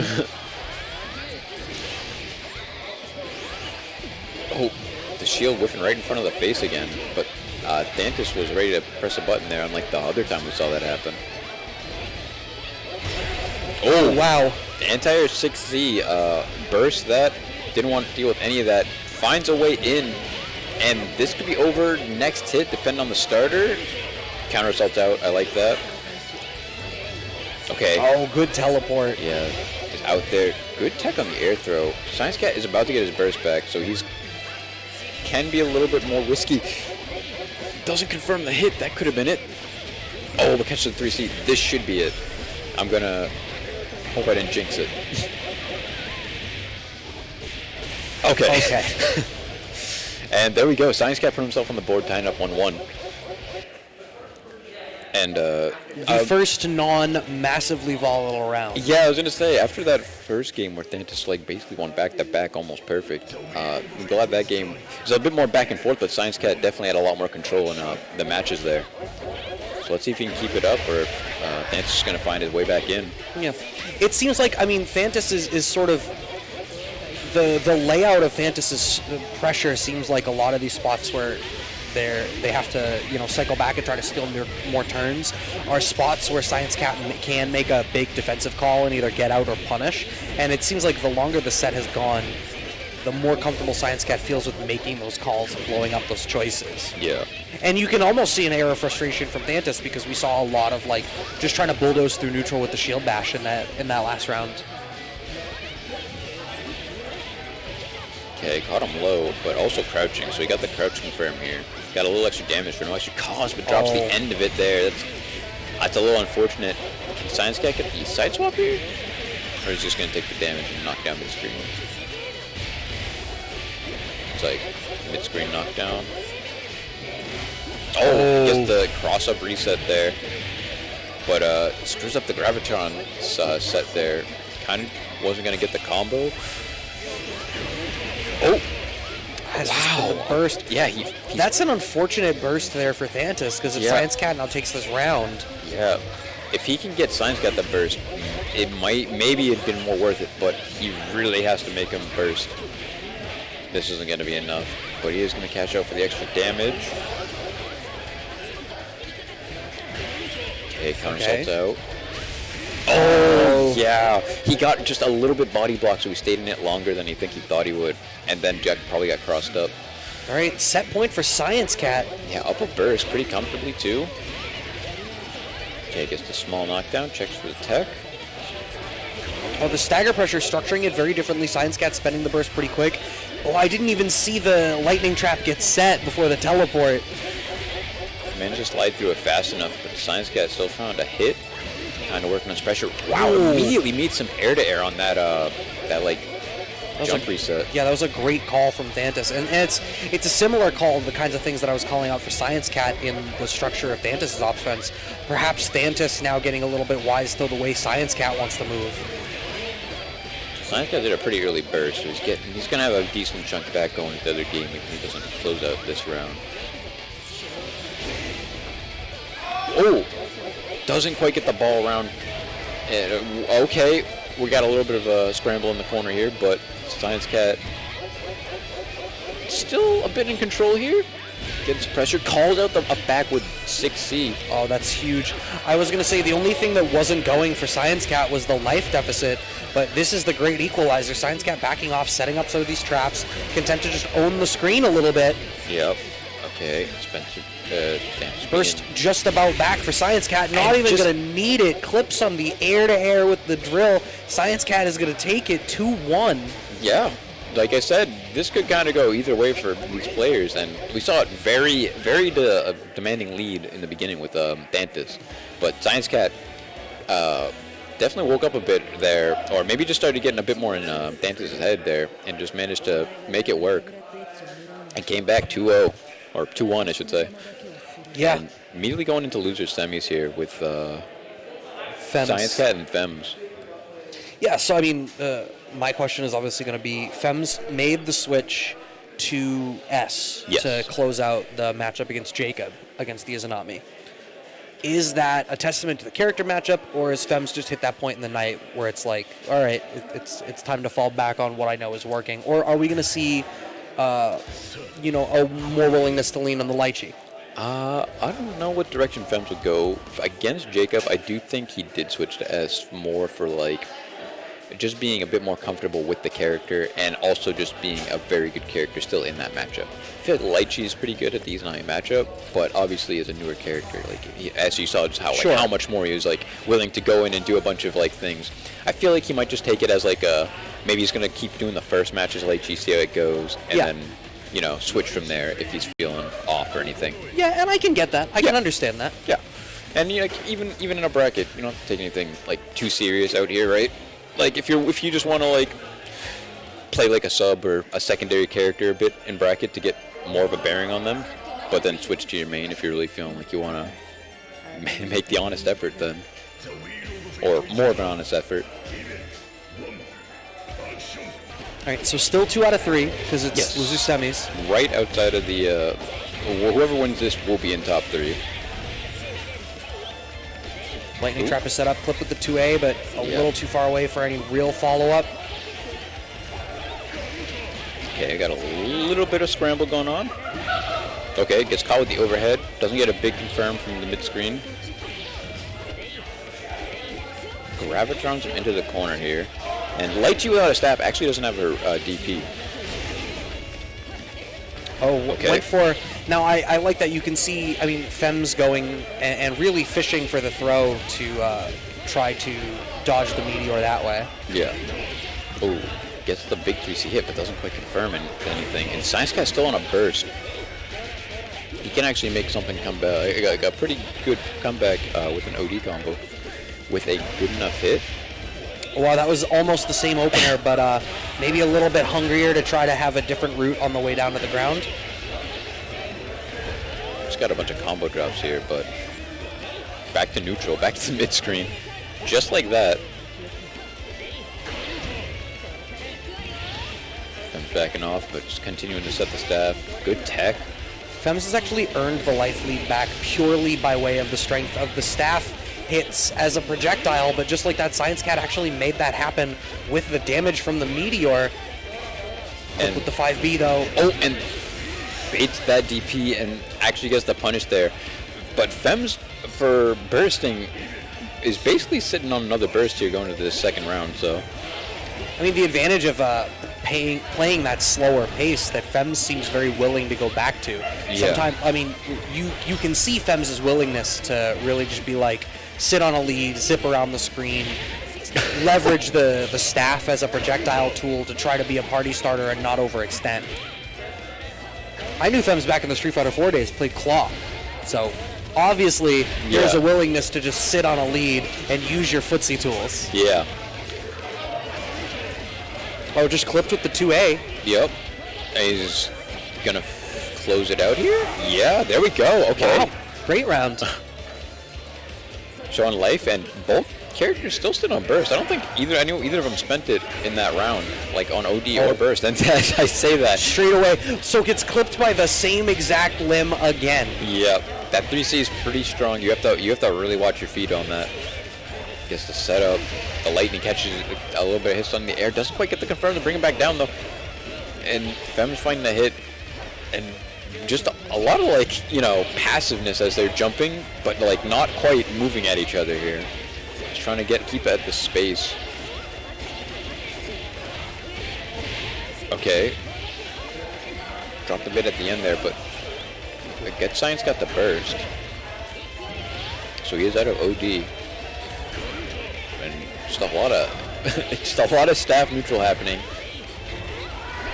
Fishing as ScienceCat just really trying to chase down Fems here. But Fems really doesn't need to commit to much. He does have the life lead and just keep playing with the staff. See, but like, I continue to think about this with Fems, where it's like, I feel like there's a lot of these hits where maybe more practice with the character would lead to the consistent damage. Yeah. There's a lot of these hits where I'm like, and now this should be the spot where, you know, they explode. Yeah. And we're not seeing that degree of confidence and measured control with the character out of Fems. And I think if Fems is able to squeeze that extra little bit out of the character, I think that's going to go a long way. And I say that as they're sitting here one game up and losing semis. Yeah. Oh, whiffs that burst, and I'm pretty sure that 3C did punish that.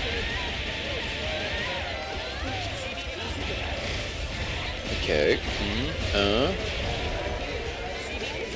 Oh, and there we go. The fireball caught the roll there and gets a nice confirm. He's going to loop back into the same thing just about. Goes low. This should be it. He's going to super... I don't know. He did not need to OD there. But. Yeah, this feels really extra. I don't know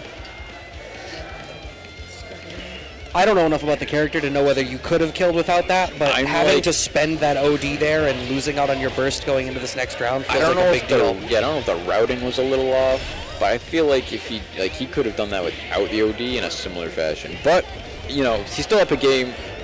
He'll still get the burst back in the third round if it comes to it. So hopefully it doesn't bite him in the ass this round, though. I mean, we're going to have to see. Getting absolutely smoked right now. Fems has complete burst on deck here. Oh, the stagger pressure working out fantastically for Fems. Now on set point. Yeah, just like that. And ScienceCat still without his burst, even though, you know, he used it the other round and on OD, so he didn't even spend the whole entirety of the burst. Like, all of this damage we're seeing here, free damage for Fems. You know Fems was going to hit the ground running offensively on the next round and get as much out of the fact that ScienceCat had no burst as humanly possible. Okay, good block on the cross-up, and good patience for the DP after.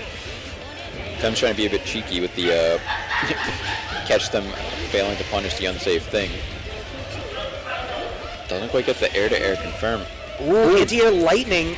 The counter hit on that is crazy. Gets the full combo coming down with the setup. Oh, blowback. Actually, the blowback works through the explosion of the bomb as well, so it works out great, but still clipped in the air here. Is ScienceCat going to be able to close out this round? They should kill, but this time with OD. Or maybe not even. Gonna spend it anyways? Alright. But oh my god, gun this person. Wow! Kuon is definitely a level 20 artificer. Yeah. I've read that stat block. Double super there, and Fem's gonna sit on it. I wonder if he's actually gonna make the switch. It's 1-1. I don't think his late she's been bad. Yeah, I was gonna say I don't feel like Fems maybe disagrees, but Jubei. He does have a Jubei. I don't think it's as proficient as either of the other two characters he has though. Oh, he does have a platinum too. I just feel the same way. I don't know if it's quite as proficient as the Lychee or the S. Yeah, I was going to say, I don't feel like there's anything about those two games that make me believe that the Lychee is the problem. Wasn't working, yeah. And that's what I mean about, you know, when you're developing a new character for yourself. Sometimes it's hard to know once you've got the character up to a point where you really just need to let them do what they're supposed to do. You end up in that trap of, do I want to switch characters because I lost and I wonder if I'm better with the other one? Or because I think the other one is going to bring something to the matchup specifically that matters. Yeah. I don't think S was going to answer any problems that Fem was having. Outside of... Fems through the course of the day has had difficulty with some of the more esoteric K confirms, but I actually feel like that wasn't the problem in the games that Fems was winning so far here in this loser semis. Yeah. And kind of on a rough start here. Does down the burst already, and now in the corner while ScienceCat is sitting on full health. Oh my god. How dare you try to do literally anything, hold this whole meteor, eat this lightning trap. Don't you dare hit any buttons. Look how green my health bar is. A bit of unfortunate events there for Fems, but ScienceCat put himself on match point here, trying to get the losers finals. Pushing him all the way to the corner just like that, but Fems did get out pretty quick, going back in. Oh my god, going for the mix. So much defense from ScienceCat.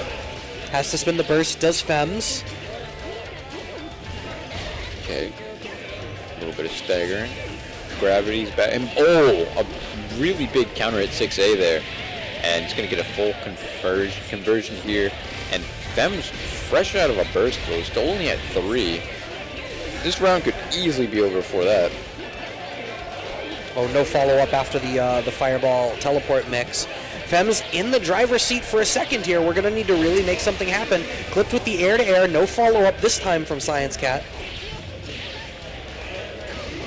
Oh, the quick get-up. So he wasn't ready for the tech, and he just has to double super here. Maybe even one super.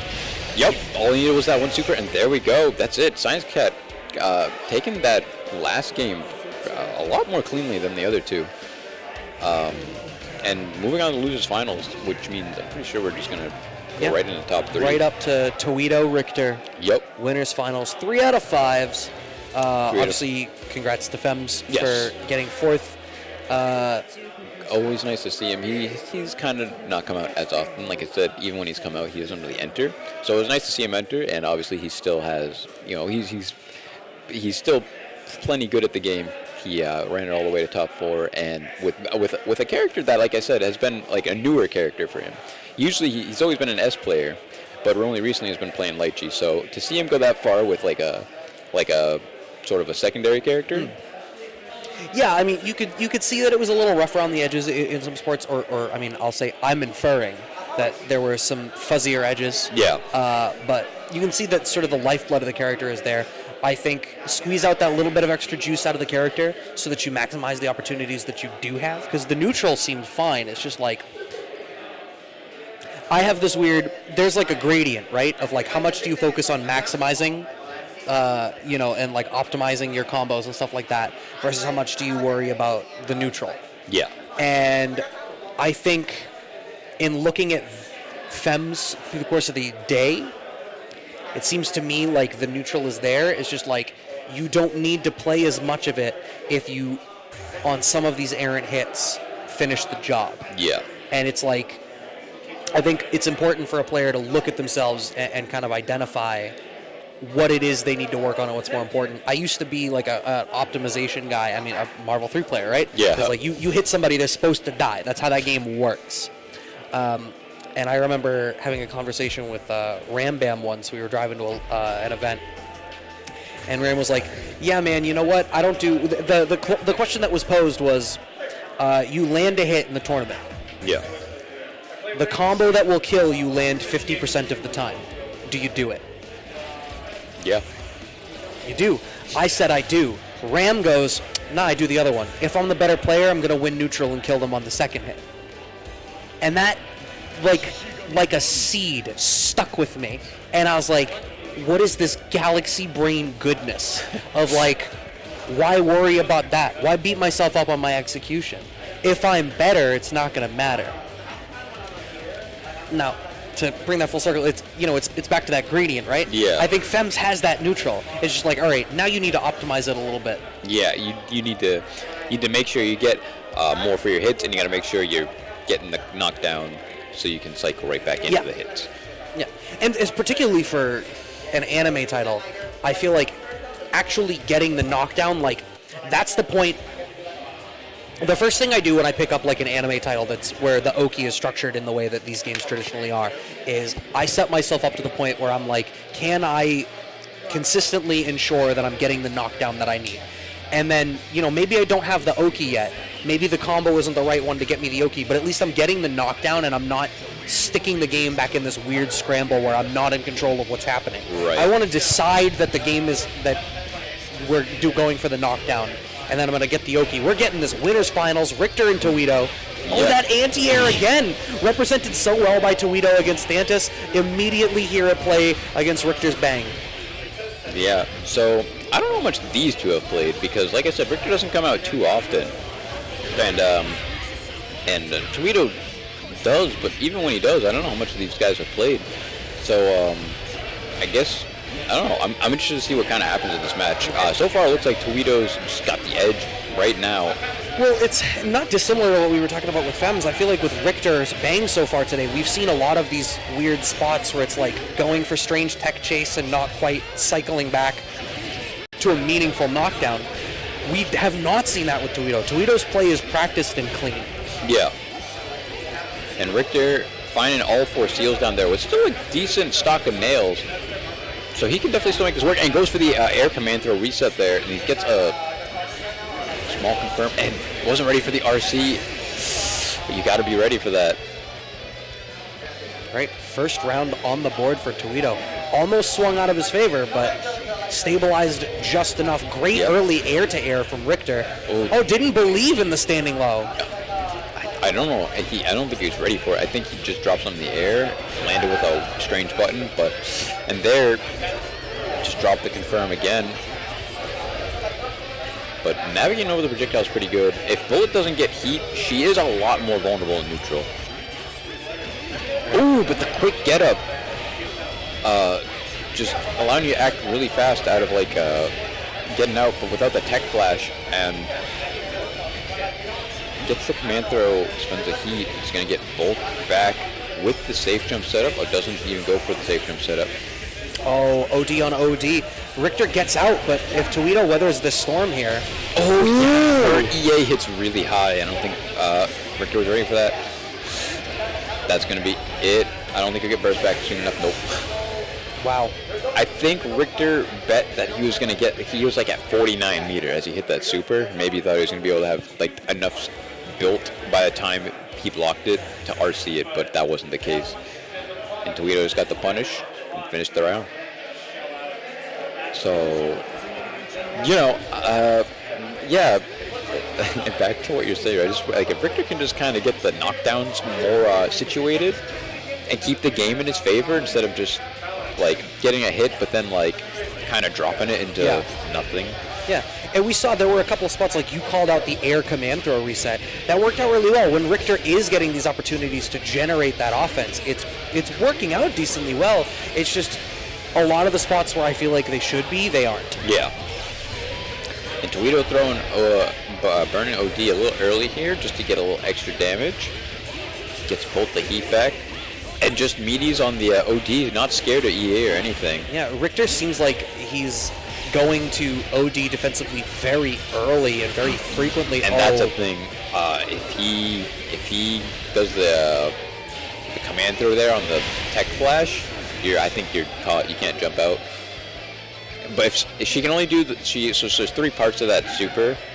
There's the beginning that costs 50 meter, and she can only do the 2 other follow-ups. Wow. If you have that both blessed 5B. Yeah, very strong 5B. Double dash up into the command throw, and I didn't know you could Mario Kart in BlazBlue, but here we are. Oh, clipped with the overhead, I assume? Yep. Gonna get the heat. Ooh, up backs from the command throw. Is he gonna get Lucio? Oh, wow, that's gets all 4 in one combo? Okay. And the knockdown. Okay, there we go. That's the Rychtor. That's what we need to see more of. Yeah, navigating the nail, keep the pressure, and gets the fatal counter 5C there. Okay, finishing his food. Ooh, hit him with the anime stuff. I don't know what to expect here. Absolutely nothing, apparently. And for all the anime that just happened on the screen. Oh, and an Astral. So this is just instant kill. Just a little extra flair for your, the end of the round there. Okay, Towito. Rychtor did an awful lot of anime stuff, some Super Sentai looking anime stuff, and then it was like, no, but Bang still has that pure Pro Tag energy. Yeah, so as hectic as Bang's OD can be, he was kind of like teleporting back and forth and stuff. Bullet's drive, like I said, is just a big ring, a big circle, and she basically will lock onto you if you're anywhere in that circle, and just does like an auto attack that has like a set amount of follow-ups. So it didn't matter. Yeah, it didn't matter where he was. If she was locked surely nullified. She's just like, yep, I'm going to you anyways. Takes a lot of the guesswork out of that. So Towito sitting 2-0, pretty comfy. But Richter's been pretty solid. Oh, wow. Okay. A brave round start. DP says, I'm going to show you a brave round start right back. OD's through the overhead, though. Gonna get all 4 stocks. Yeah, that is all 4 seals. Or all 4 seals, and gets the EA ender here. Puts himself in active flow, working towards another burst. Get some staggers going. Ooh, smashed out of... Ooh, backdash almost got caught, but not quite.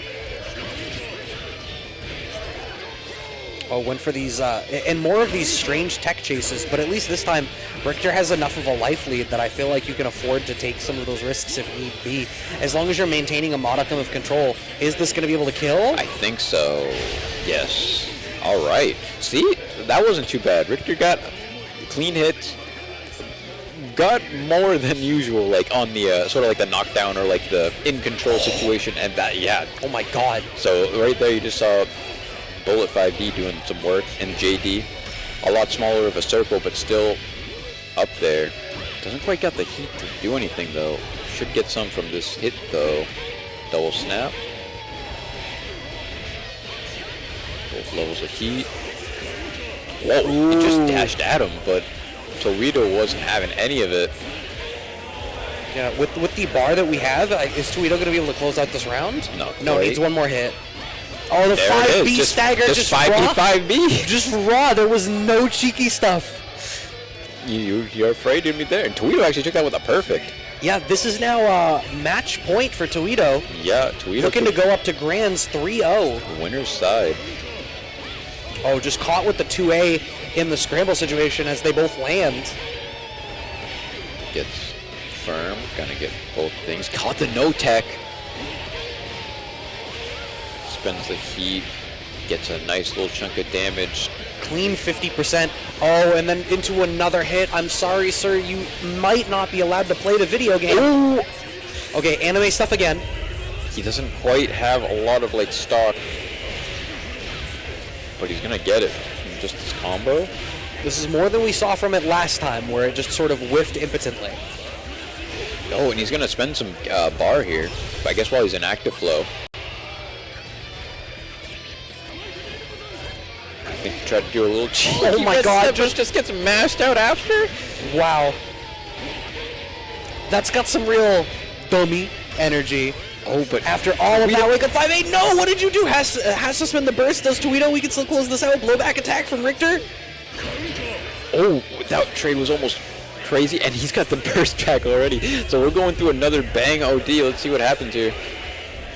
Okay, Towito trying to find a way. Oh, Drive, big counter hit, but wasn't enough. It didn't convert off it. Is this it? Oh my god. No! Oh my god! Oh, Rychtor, your plate. Just the one time he needs to finish. The one time he needs a finish. No dessert for you. Crucial. Towito taking it 3-0 and going on to grand finals winner's side. Wow. And Rychtor not out of it yet. No. He's still running back in the loser's side, in losers finals there, which we're probably going to get to next because I think that's the only other match we got. Yep, it's going to be Rychtor and ScienceCat. So another 3 out of 5 here. We're going to see, I'm assuming Bang, because Rychtor seems to be sticking with Bang. Bang, Kokanoe. That is, I'm glad I just double checked. Rychtor ScienceCat was, I think, maybe the second match we had on stream. They played first round winners, and it was 2-1. Rychtor, because Richtor's was in. Yes, thank you. Yeah. I looked at it with my eyeballs, and then went, yes, the match happened. Made a mental note of the results, and then closed my phone and put it down, and the information was gone. That happens. Gone. It completely escaped me. What will not escape me is to thank everybody who's been watching. Make sure, please, if you do not already, follow BostonBlueBeat on all of the pertinent socials, Twitter and Twitch, so you have all the updates on stuff that is coming, such as BostonBlueBeat Extend, which everybody has been and continues to be super excited about telling all of you about. January 8th and 9th, yes, a 2-day event up here at Balance Patch. We are hoping that all of y'all will come out if you have love for anime FGC, that you will be up here in Boston on January 8th and 9th for that. We can talk to you guys a little bit more about it after this Losers Finals when we have more time, because there's nothing else to do except tell you Rychtor and ScienceCat, Losers Finals. Yeah, so as you said earlier, just a moment ago. You said these two. We saw these two play earlier in bracket already, and Rychtor had come out on top. So let's see. ScienceCat can get his run back and make it into Grants himself. And with a bit of an early hit, doesn't quite get the knockdown. And now Rychtor getting his own game going. He's been a lot better on these confirms too, where he gets the seals. Yeah, I mean, that's already huge, right? And the thing is, for all the criticisms we've levied against Rychtor seeming a little bit rusty today, Rychtor still took this 2-1 on winner's side when they played before. So, a warmer Rychtor? Who knows? Right. Only missing one seal. Still got a nice handful of nails left, too, to play around with the neutral. Ooh, and a big air throw. Gonna bring him to the corner. Oh, misses the confirm. Doesn't quite get the knockdown. ScienceCat. Oh, the trying to reset of his own? Yo, I don't care about your bomb. I was going to say, he straight through the bomb. ScienceCat can take this, though. He's got a double super. Doesn't even need OD. Barely needed a second super. Alright, so ScienceCat taking it. Rychtor not choosing the burst on the pixel there, which smart, I believe, as always. ScienceCat getting another early lead. He's going to push Rychtor straight to the corner here. A little setup. Oh, TRMs him. Right before the fireball came down, too. Oh, dropped the combo there. OD's through the overhead, but it was too early. The second hit was still, like, meaty, but gets out, finds the hit, gets all the stocks. Going to end in EA. Yep. Good chunk of damage, puts himself in active flow. Ooh, and it catches him landing with the 3C. Okay, counter assault's out. Rychtor about to get his burst back again, even though I feel like he just spent it. Yeah, I don't understand. The burst timing is obviously not purely linear. So if you do EA before you've hit active flow, it puts you into active flow, so you immediately start getting that big, like, burst regeneration rate back. So he's been ending a lot of his ODs, especially the early ones, with EA. So he immediately puts himself in active flow, so he probably ends on like 7 or 8 once active flow's over. And that's just like while, you know, he's flying around the screen doing whatever. Okay. And so he's guaranteeing himself like 2 bursts, which I guess is pretty good in Bang's case, because as you see, his OD is pretty hectic. He can kind of just zoom around. He can get away with a lot more. Okay, just raw upward falling JB. Sometimes it works. Gets 3 seals too. Only missing 1. Yeah, the forward roll from ScienceCat works out. Rychtor is expecting an in-place tech of some kind, does not get it. Okay. 4K? Just about? Oh. Didn't quite get the confirm on that 2B, but... Oh, went for the side swap to try to steal corner position. Okay, I don't know if you could have finished the combo from there, but made an attempt. Ooh, okay. Caught him with the guard point. So yeah, Bang has sets of all his drives have like guard points of that they guard point different properties, and like the follow-ups he can like go behind you, go full screen, or do like an explosion. So you gotta kind of play around those a bit better if you want to deal with Bang on defense. All of them can be thrown though. It is just guard points. Okay, keeping up the pressure. Swap, a little shaky there, kind of. Yeah, it seemed like maybe a read on a backdash. Yeah, going a little harder for the call out. Okay, gets the overhead. Oh, a little too high up in the juggle, it looked like. But still a really dominant position in terms of the life. Yep. And being up a game, too. Whoa! Ooh! That was cute. Gets the nail set. Ooh, spaces it. It doesn't block over it, and ScienceCat just doesn't burst. He just gave that up. Yeah, I wonder if I also thought the meteor was going to come back down. Maybe they thought the meteor was going to come back down. So, she actually has 3 versions of that super. They're all invuln, right? But they kind of... A version keeps her in place, and the fireball comes right back down. B version moves her a little forward, but goes down a little farther, and C version goes even farther, but the fireball's like full screen, like lands. Okay, so he must have done one of the other ones. He did one of the ones that wasn't A version. The A version is the one that just comes straight down and calls out the immediate EA there with the teleport and gets the side swap right back into the corner. Nice chunk of damage. And the ice setup, this is like a four-way mix. Oh my but just God. up backs and gets the guard point after. Overhead. There's something ridiculous about in the middle of all of that mix just flexing and exploding and having that be the right decision. Oh wow, the knives end up catching Kokonoe trying to move forward, gets Rychtor the big start here. Gets the throw reset and BlueBeat's here, BostonBlueBeat, repping the name. Oh, mashes out, almost got, I think, command throw reset or something. And just teleports out. Rychtor ran up with the guard point, really trying to call something out. But ScienceCat drops the combo. Oh my Rychtor's God. still not out of this yet. I think he can win. Super, yep. Yeah, that was an unfortunate whiff on the 3C. Rychtor was already up backing. There was too much of a gap. You saw ScienceCat went for the delay 3C. I don't know, maybe they were trying to call out a counter poke, but that up back was the thing that sealed that round there in Richter's favor. Oh, okay. Just a big 5D on the round start there. Okay. Brings it back to the ground with some, like, the air block string there. Making a block in the air. Oh, nice mash out on the reapproach for Rychtor there. Good tech on the reset.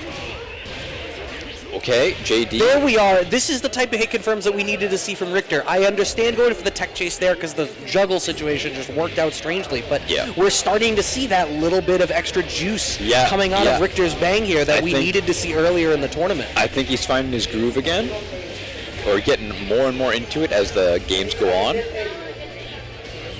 Yep, and that explosion is plus, so even if you block it, you do have to respect.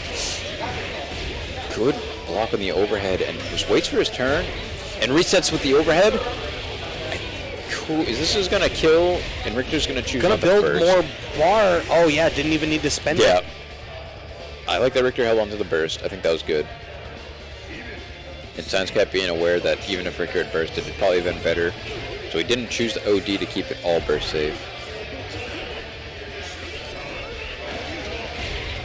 Oh, okay. Oh, that's a nice starter there for ScienceCat.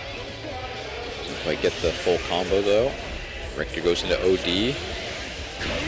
Oh, and trades with 2D. Gets the knockdown. 2 steals, gets a command throw. Oh! Oh my God. What is it? The two-way mash. Oh god. ScienceCat find himself at advantage here. Oh! Teleports right as the counter assault comes out, and this should be it. Yeah, OD super. This time makes sense just to be safe because it was going to get in the round. So ScienceCat goes up 2-1. Pretty close set, though, yeah. Already a flip on the script of what happened in the winner's side, though. Yeah, the ScienceCat would have won if this was winners, like however early they met, round 2. All right, let's see if ScienceCat is going to be able to close it out, earn their chance to play up in Grands. I don't think ScienceCat and Towito bumped into each other at all, having been on opposite ends of the bracket the whole time. No, I don't think so. Rychtor coming in. Gonna get a couple of steals there, just missing one. Oh, goes for the tech chase, but a little late on hitting the button in the air, so ScienceCat gets away with a jumping normal to contest some space. Yeah, I think ScienceCat delayed the tech a little bit there too, just being cautious of the reset, and then just caught Rychtor like off guard. Oh, whiff throw, but we works out. Whiff throws are plus. Yeah, always.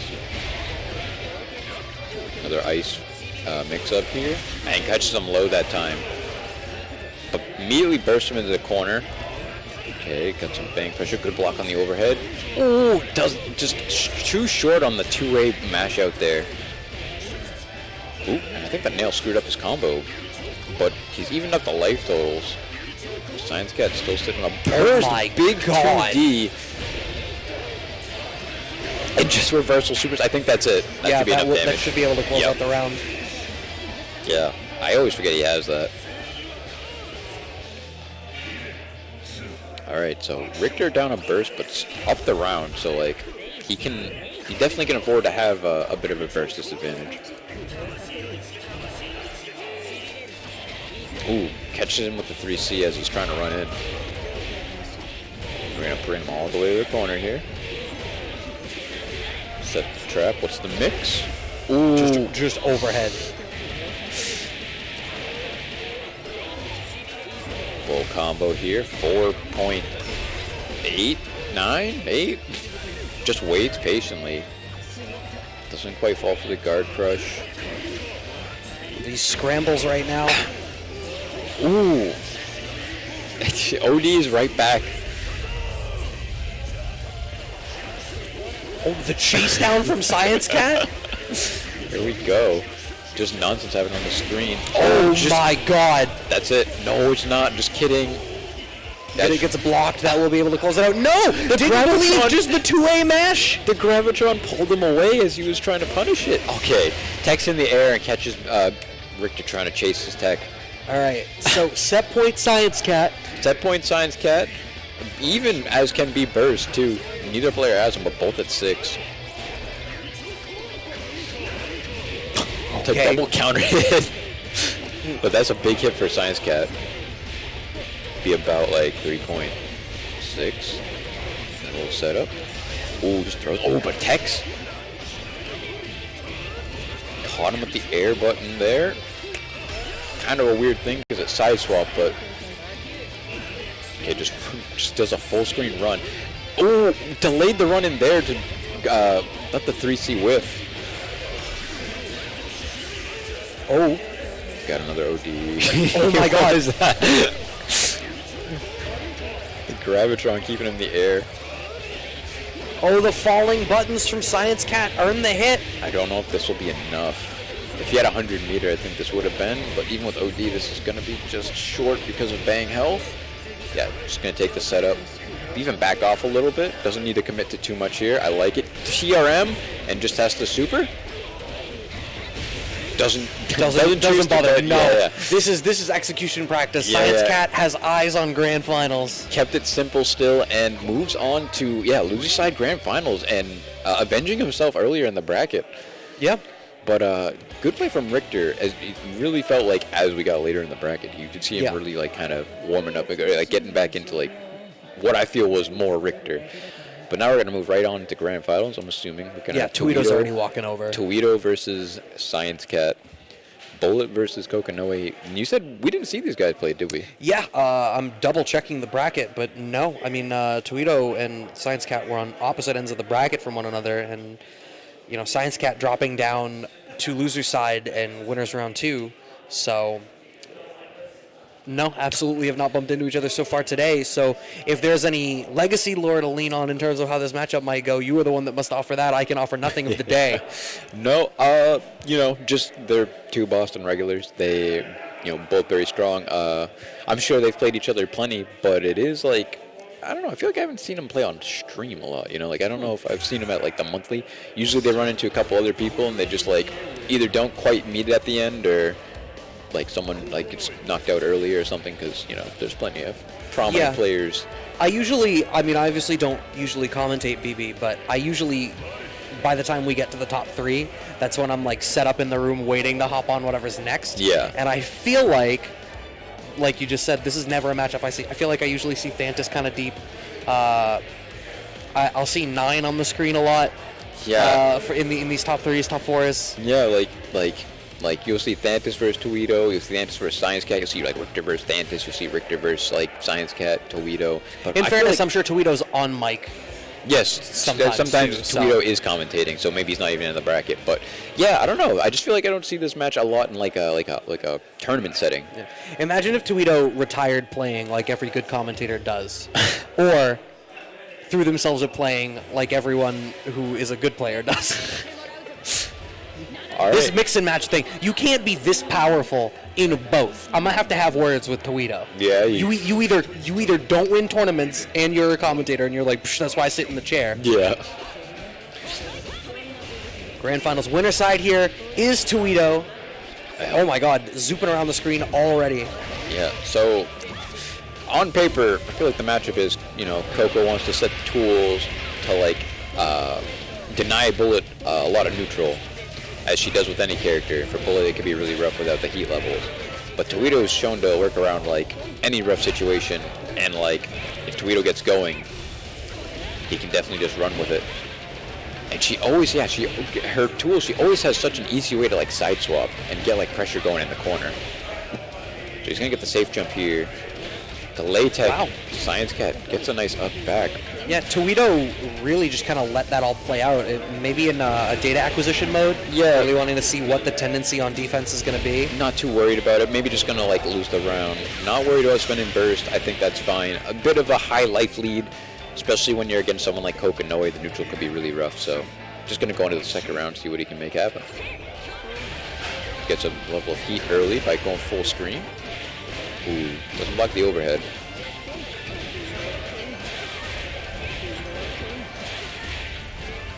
Got the corner carry. Yeah. That seems to be on display here from Kokonoe. Goes for OD. Good block, and I like the EA there.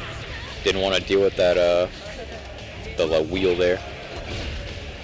Trying to represent that same anti-air that we've seen Towito having so much luck with, but so far not working out quite the same here against ScienceCat's Kokonoe. Yep. Ooh, oh my god, there it is again. It beat it. Like, JB just kind of beat that. And it seems like ScienceCat is picking these farther out angles and like falling with the JB in a spot where by the time Towito is trying to anti-air it, it's already too late, and before the hitbox is active, the hurt box is there and just gets smoked by the JB. Yeah. So, yeah, I don't know. ScienceCat just played really well there, and Towito could find the hits, but I think ScienceCat even did good when Towito was getting the hits. He would just run like a combo long enough for the heat to kind of wear off, and then it'd just be back to the... Ooh! Didn't quite get a punish on the DP there, but... Ooh! Alright, early burst from ScienceCat. Did not want any of that. I get it. I've seen what Towito does to people. Yeah, I guess to keep the momentum, so respectable. Patient on the defense there. Oh, it's caught low. Yeah, it must have caught ScienceCat walking back. There, it does look like there's a tendency from ScienceCat to just sort of walk back in some of these spots. Finds an up back, and I think got another hit, and is going to get the side swap here to the ice. Got another mix, and don't think he's quite dead. Got no resources to spend. Yeah, caught him with the cheeky cross-up reset, and before burst came back too. ScienceCat really just running it right now. Trying to get a 3-0 reset. I mean, one of the strength of Towito's anti-airs went a long way to force the ground game in their previous matchup so far, but the fact that it's been so thoroughly smoked is like really, I think, a linchpin in what is letting ScienceCat just kind of completely dictate the pace of the matchup so far. Yeah. Towito got a heat level going here. Oh, but he got like Gravitron into the Kokonoe even after backdashing. Oh, a second heat level. Yep. Ooh, I was gonna say it could get scary here, but ScienceCat just finds a hit again. He's gonna bring him to the corner with this that two-way mash. It's a little lightning went for something of a cross-up mix. Ooh, an air throw from Towito. Oh, and the combo drop there is. Oh no. Oh my god. It's Marvel, baby. Yeah, that was an interaction. The chase down? He is not. Dude, ScienceCat is not afraid. He's not afraid! Towito over here in OD, and ScienceCat is still just like, I'm gonna JA you. You're getting out of the sky right now. Going up 2-0 in the first set of Grand Finals here. Looking for a clean reset on the bracket early. Yeah, Towito has not been able to execute any sort of will on the pace of the matchup. Even some of the bigger swings that Towito has tried to go for, like defensive OD, going for some of these more volatile actions to be like, this will swing it back in my favor. If a hair, just for a moment. Yeah. And ScienceCat is just maintaining that intense control on the screen the whole time. Okay, got the fireball in there. Okay. The stagger with the Gravitron? Okay. Yeah, Towito wasn't ready for it.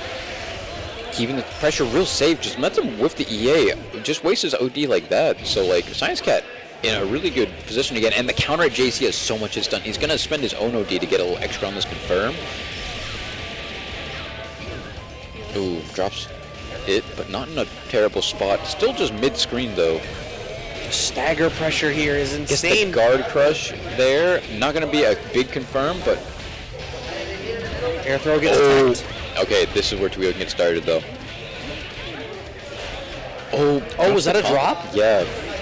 Oh, the anti-air finally works.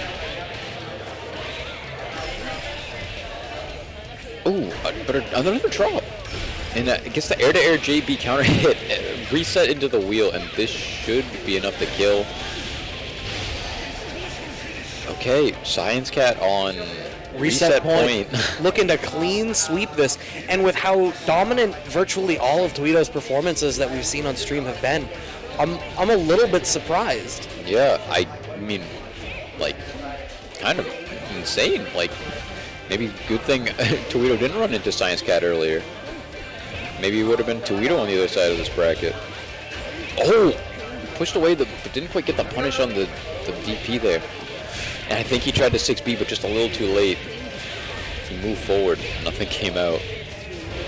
This is looking like a great spot for ScienceCat. Towito probably gonna, if I had to guess, maybe defensive OD. Yes, there it is. Oh, the teleport goes back to the other side, keeps the corner, blocks the follow-up.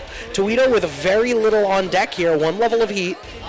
Okay, ScienceCat finding a way out, kind of working the way back mid-screen, which I think is a lot less scary to be in than against the corner for Bullet, or against Bullet. Okay, Towito keeping up his heat with a full screen charge up there. And ScienceCat really just working to disengage, which is smart. He has no reason to commit. Oh no! The layers! But, okay, good patience by Towito, but gets hit by the next overhead.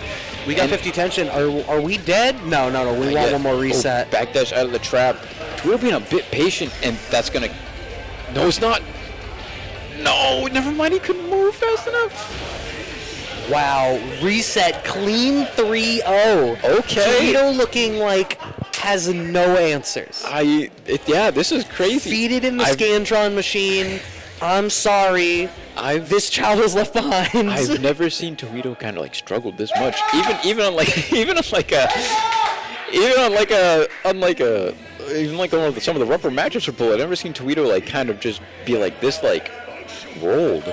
Right. But ScienceCat just like in the zone here and really just doing a lot. I think Towito needs to take a little bit more risks on defense. I feel like he's just being a bit too patient. And he bursts him off, tried to get the heat levels, but ScienceCat just runs right back in and says, no, it's still my turn.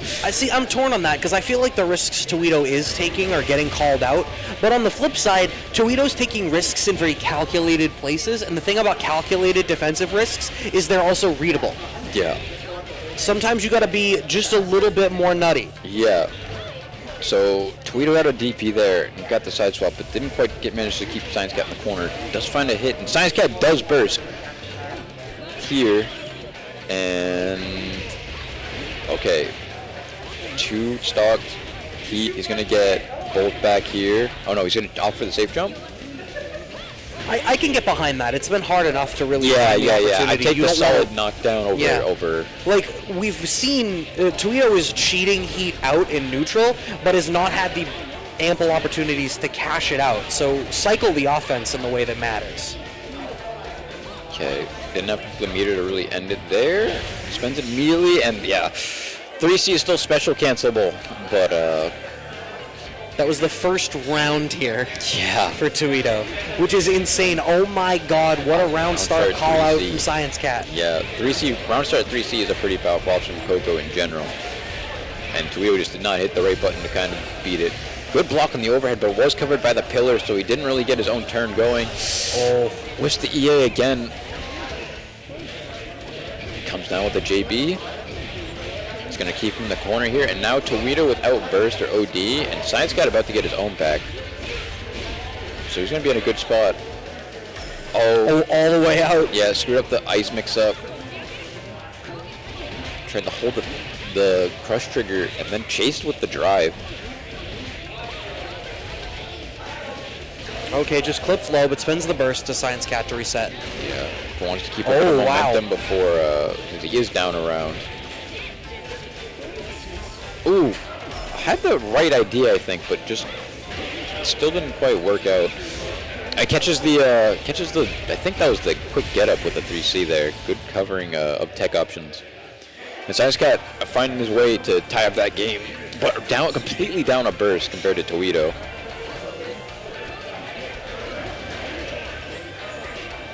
Oh, two-way counter poke and a 2B there. Yep. Okay. Just chooses to blow it.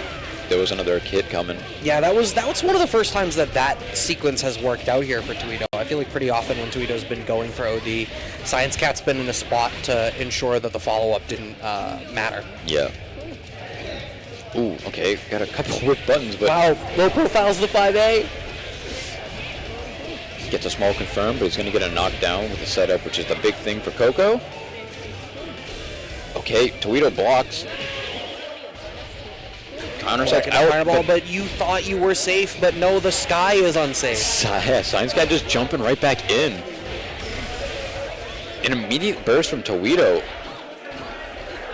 Keeping a little bit of a life lead, but now completely out of burst and no active flow for the rest of the round. Yeah, ScienceCat sitting on 9 for the burst, so continuing to play this a little bit slower, which I agree with, because now we've got the burst on deck or OD available. Structuring the offense now that stuff is available to you. One more clean hit, honestly. I think with Overdrive might be able to take it.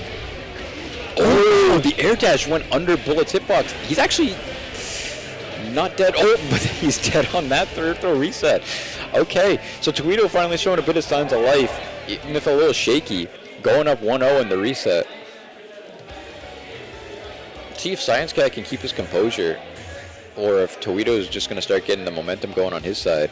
6 games is a lot of games to win, so I can't blame if ScienceCat is running out of steam here.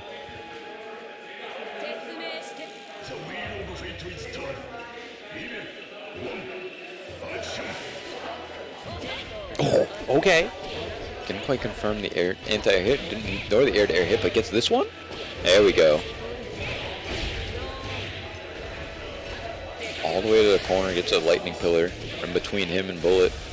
Oh my god, the lightning pillar controls the space in front of the corner, ensures that ScienceCat maintains the correct screen positioning. Yep, kind of jumping back in there. Oh my god, that cross-up was gross. And gets a full confirm from it because of the Gravitron. That was a Gold Lewis cross-up.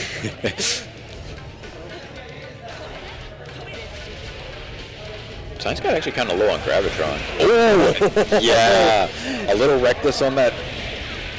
On the charge up there.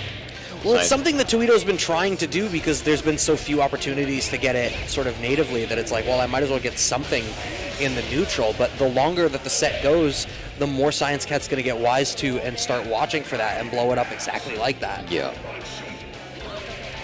Ooh. Got a nice J air-to-air, which actually just kind of like beat Bullet JB. Oh, the firewall came down, and he almost could have got it confirmed there, but wasn't ready for it. The anti-air 6C, that button is just really big. There's no like actual head involved or anything, but a very good starter too. Okay. All right, Towito on the back foot with about 40% life left. Okay, falling down with the tip of that JB, and just like that, the party has started on that blessed 5B. Ooh. Oh, caught him low. After the weird tech in the air there. Oh, goes all the way to the air and just whiffed a throw on the ground. I wonder if he meant to try to air throw him. That's a safe jump. Yeah. And, yep. There was no way that was going to work. And super should be enough. Got active flow going. All right. Towito with another round on the board here in this game, too.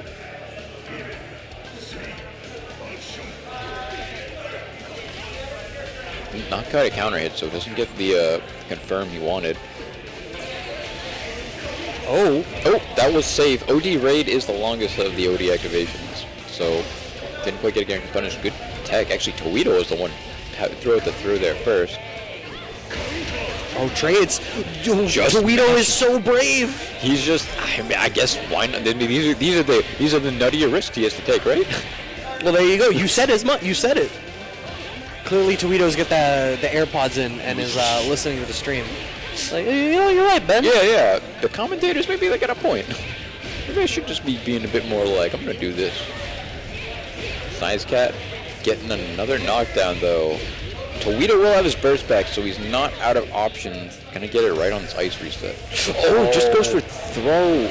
Yeah, has the burst. That's fine. You're still stuck in the corner here, but... Yeah, I was going to say, burst back to neutral. Kokono is fine sitting at neutral and is still up a burst right now. Yeah, I was going to say the fact that Kokono is up the burst is huge. Blocks the cross-up overhead. Kokono has the slightest of life lead, about 35 seconds left on the clock. He can't burst this. Oh my god, burst at the very last second. Literally one hit away from dying.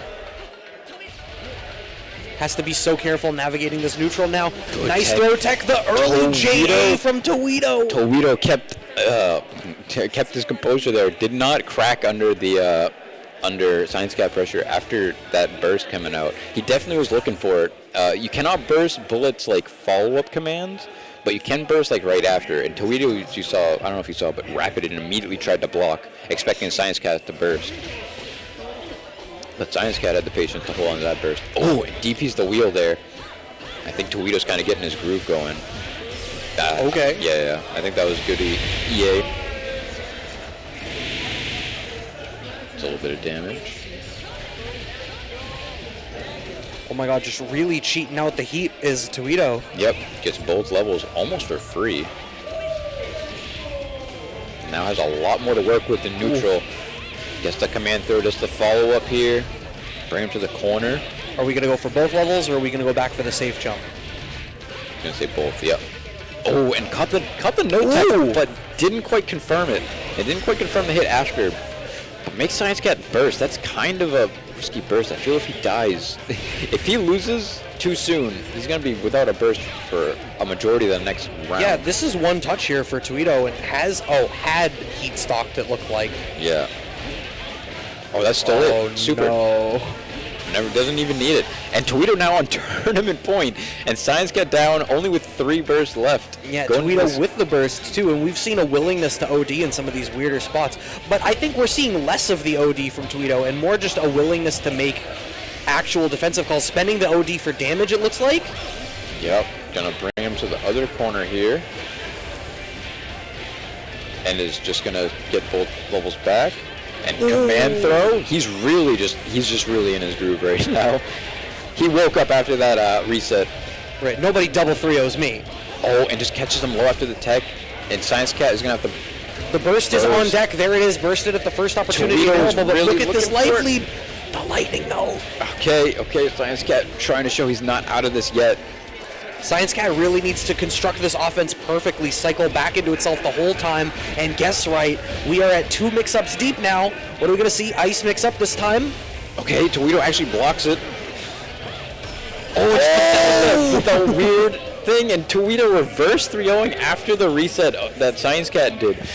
God. I don't know what side he fell down on. Yeah, but it was the right side. Yeah, whatever happened on that reset, Towito's just like, I'm just not going to lose now. Like...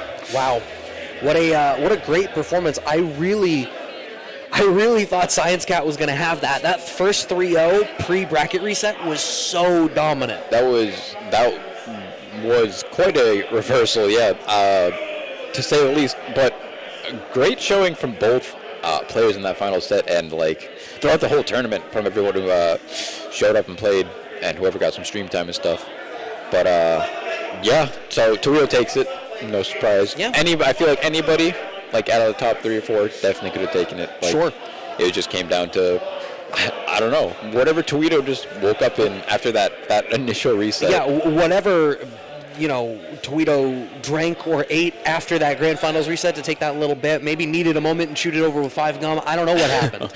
Yeah. But whatever it was, it worked. Yeah, but that's it for BB. Got your winner. I think we're going to do a quick final shout out about our events. We got BostonBlueBeat Extend coming up January 8th and 9th, beginning of next year. Right. Got the whole venue, Balance Patch, this venue right here we're sitting at. We got the whole venue rented out for this event for 2 days. And we're going to have a bunch of games there. We got all our usuals and then some. We got BB Tag, BBCF, GG Strive, Plus R, Zerd, Melty, both Melties, GB versus Uniclear. And because of the PC setups, we're going to have Thems Fighting Herds and Skullgirls. There's a big community on the PC end for those games. And if you play them in this area or want to come through in the area, feel free. We'd love to have you. show your shit. Do what you gotta do. And we got one more monthly before that coming up. Not gonna be here. It's gonna be next month, December 18th at PCG down in Taunton. It's another venue we have. They do weeklies Tuesday instead of Friday. But yeah, a pretty nice venue. We have our regular games that we basically have here. BB, the 3 GGs, Uni, Clear, both Melties. So come through with that if you got the time. We can make it. And we have an online monthly coming up December 11th. Just 2 games. We got CF at 3 p.m. We got Plus R at 7. And of course, follow BostonBlueBeat for any extra news, any change in events, whatever, and just to keep up on what's up. And you're commentating Strive, right? Which is next. I am. So yes. you're just stuck I get here. to stay here. I am glued to this seat. Y'all don't know. Oh, it's Uni now. It's Uni now. Oh, okay. Then I guess I do get to leave the seat. You get a little break. Look I at get that. to go have a beverage and perhaps some French fries, all of which are available here. But thank you so much, Ben, Yes. for hanging out with me and for picking up my slack on CF. It was fun. It's okay, yeah. I'm glad you enjoyed watching. I'm glad you had a good time commentating. And I wish you luck later in Strive. As you have to sit back down in front of the cameras and do it one more time. The lights translucently highlighting all of my being, this massive peak here. Get a geography lesson for y'all. But yeah, I think we are ready to throw it over and begin setting up to switch over for the other commentators on the other bracket. Yeah. So thanks for hanging out, everybody. Stick around if you're ready for Uni. And yep, that's it for us. Peace.